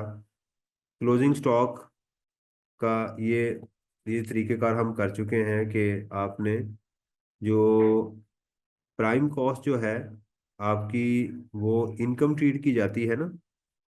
हमने कहा था जो चीज़ गलत है उसको रिवर्स डालें, तो आपका क्लोजिंग स्टॉक क्या होता है, आपके प्रॉफिट में ऐड हुआ होता है ना। तो क्लोजिंग स्टॉक जो था प्राइम कॉस्ट पे था इस क्वेश्चन में, उसको हम माइनस करेंगे और इसको ऐड करेंगे, तो जो डिफरेंस आया वो प्लस में आ गया, तो वो हमने ऐड कर दिया।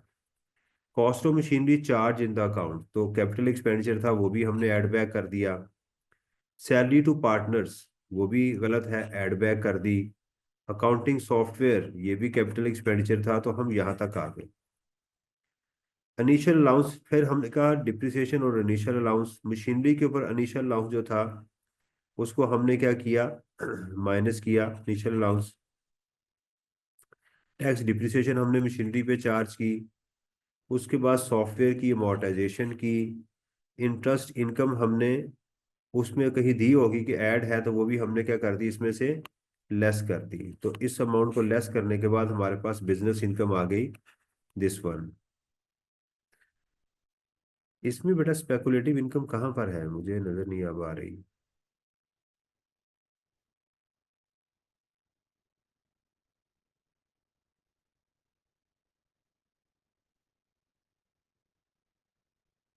ये 16.11 ही है जो मैं कर रहा हूँ। अच्छा, 16.6 देखी जा रहा हूँ।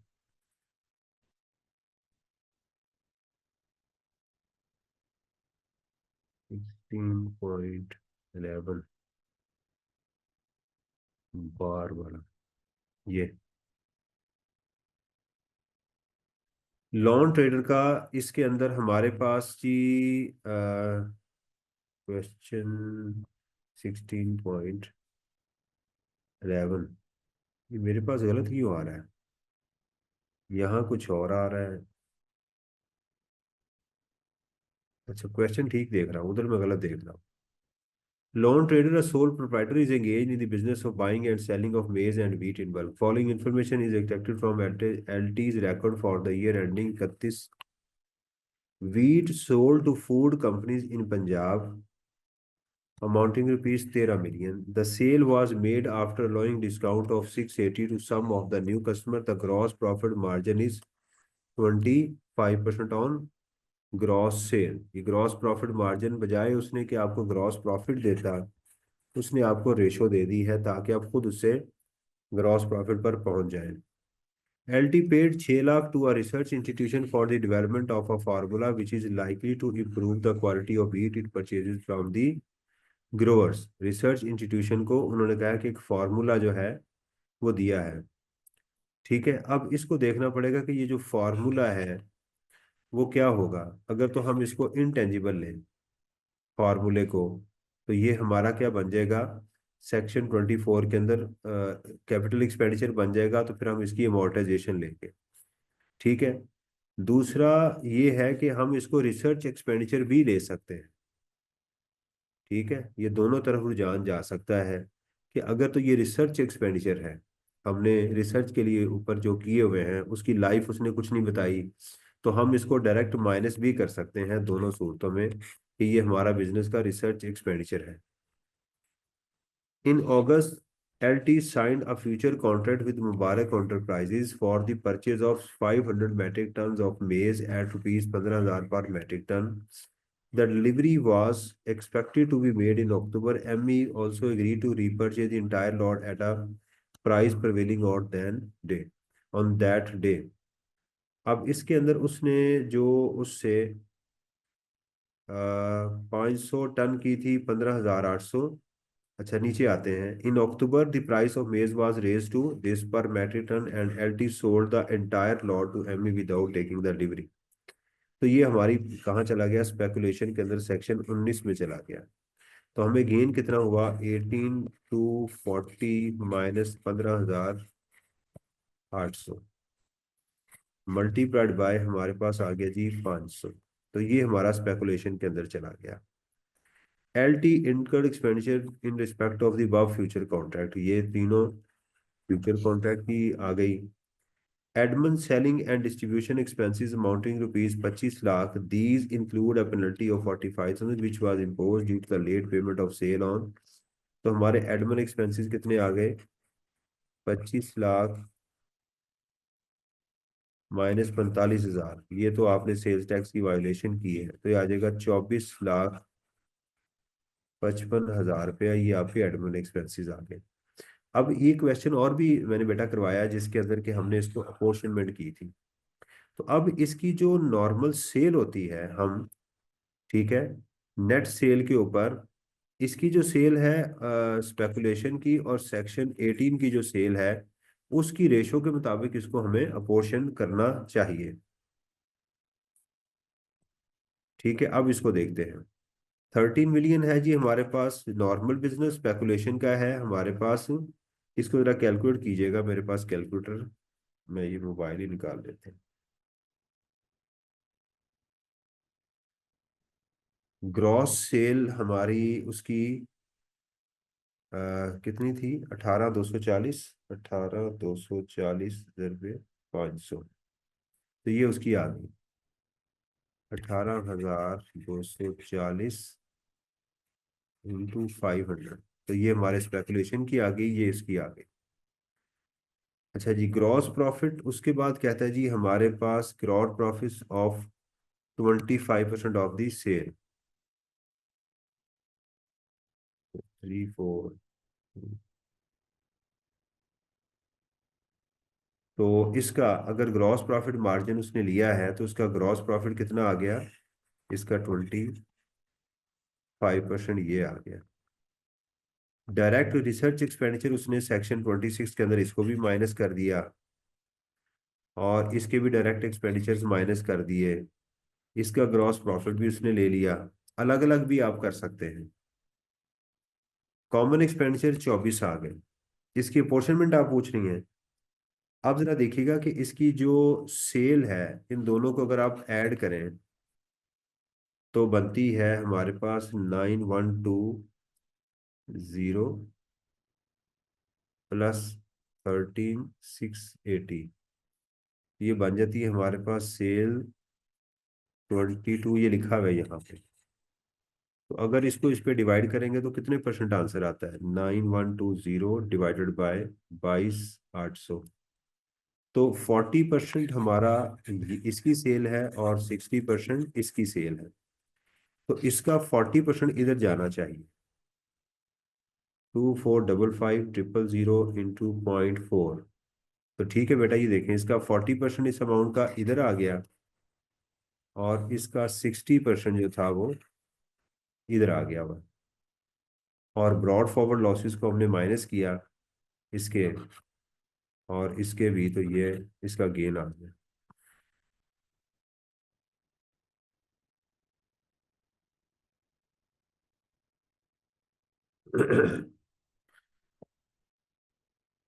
जी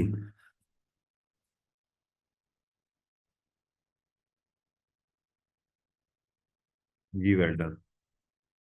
जी बेटा, अभी आप देखें कि जो चैप्टर 16 है इसके अंदर वैरायटी मौजूद है। तसल्ली के साथ सारे क्वेश्चंस को देखें।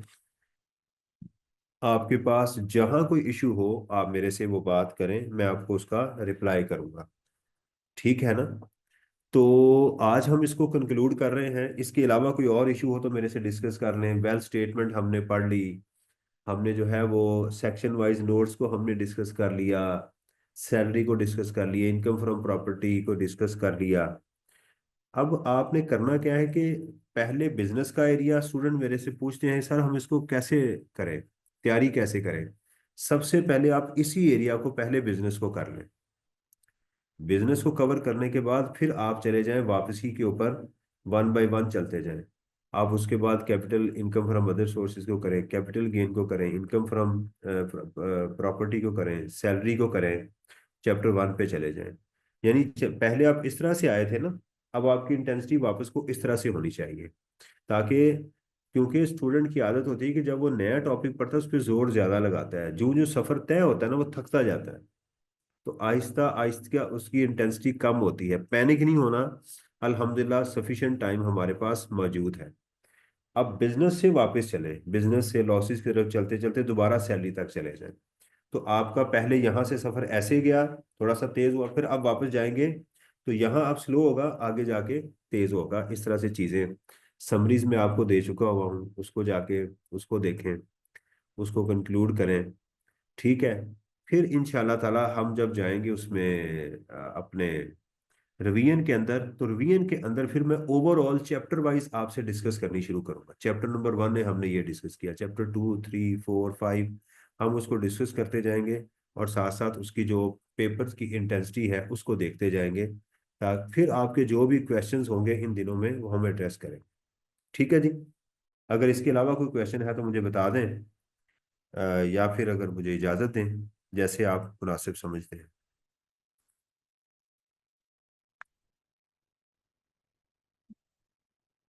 अर्शमान, आमिर, आप मौजूद हो?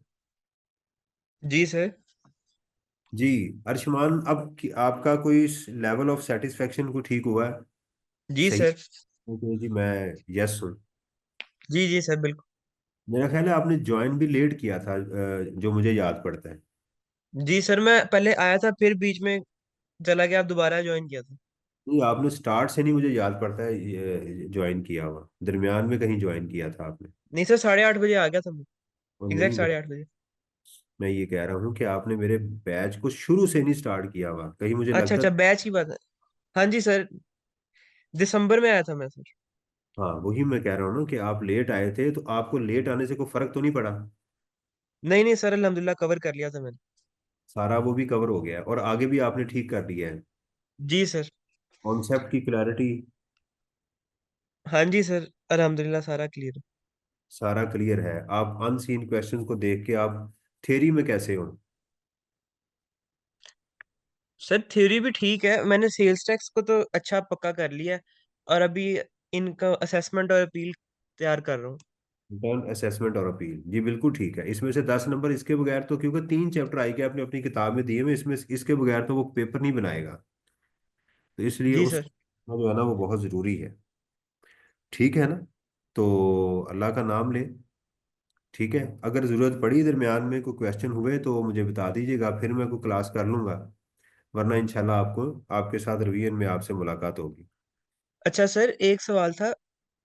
एक ना किसी क्वेश्चन के अंदर एडजस्टमेंट थी कि एक हमने नॉन फाइलर का रेट लगा के किसी बंदे का विद होल्डिंग टैक्स काट लिया, हालांकि वो फाइलर था। ठीक है। ये किसी सवाल में एडजस्टमेंट थी, तो वो रेट्स एक दफा क्लियर करने थे कि नॉन फाइलर और फाइलर के क्या हिसाब किताब है, उसको मतलब विद होल्डिंग टैक्स में क्या उनको ट्रीटमेंट करना है। नहीं, अगर हमने किसी का काट लिया है ना तो उससे कोई फर्क नहीं पड़ेगा। अगर हमने किसी का रेट नॉन फाइलर का काट लिया है तो उससे क्या फर्क पड़ेगा? कोई नहीं। वो बंदा जो है, जो जिसने एडवांस ज्यादा टैक्स दे दिया, वो रिफंड ले लेगा जाके डिपार्टमेंट से। और अगर हमारा किसी ने ज्यादा टैक्स काट लिया तो हम जाके, जो ज्यादा होगा वही जाके आगे हम एडवांस टैक्स में लेंगे। जो एक्चुअल कटा हुआ है ना, लेना वही। जैसे आज वो क्वेश्चन नहीं किया, 10% उसका टैक्स कहीं कटा हुआ था प्रॉफिट के ऊपर, तो हमने 15% लिया, लेकिन जब एडजस्ट किया तो वो 10% ही लिया है। जी सर। ठीक है ना? और इसके अलावा हमने किसी का गलत काट लिया, टैक्स तो काट लिया है ना, ज्यादा ही काटा ना, कम तो नहीं काटा ना। तो बस ठीक है, वो हमें एक्सपेंस अलाउ हो जाएगा। अगर किसी ने हमारा ज्यादा काट लिया तो हमारा एडवांस बन जाएगा। टैक्सेबल इनकम हमारी नॉर्मल पे ही टैक्स होगी। ठीक है सर। और इसके अलावा कोई चीज? नहीं sir, thank you so much. ठीक है जी, सेटिस्फाइड है? जी जी सर। जी आमिर, आमिर भी मौजूद है।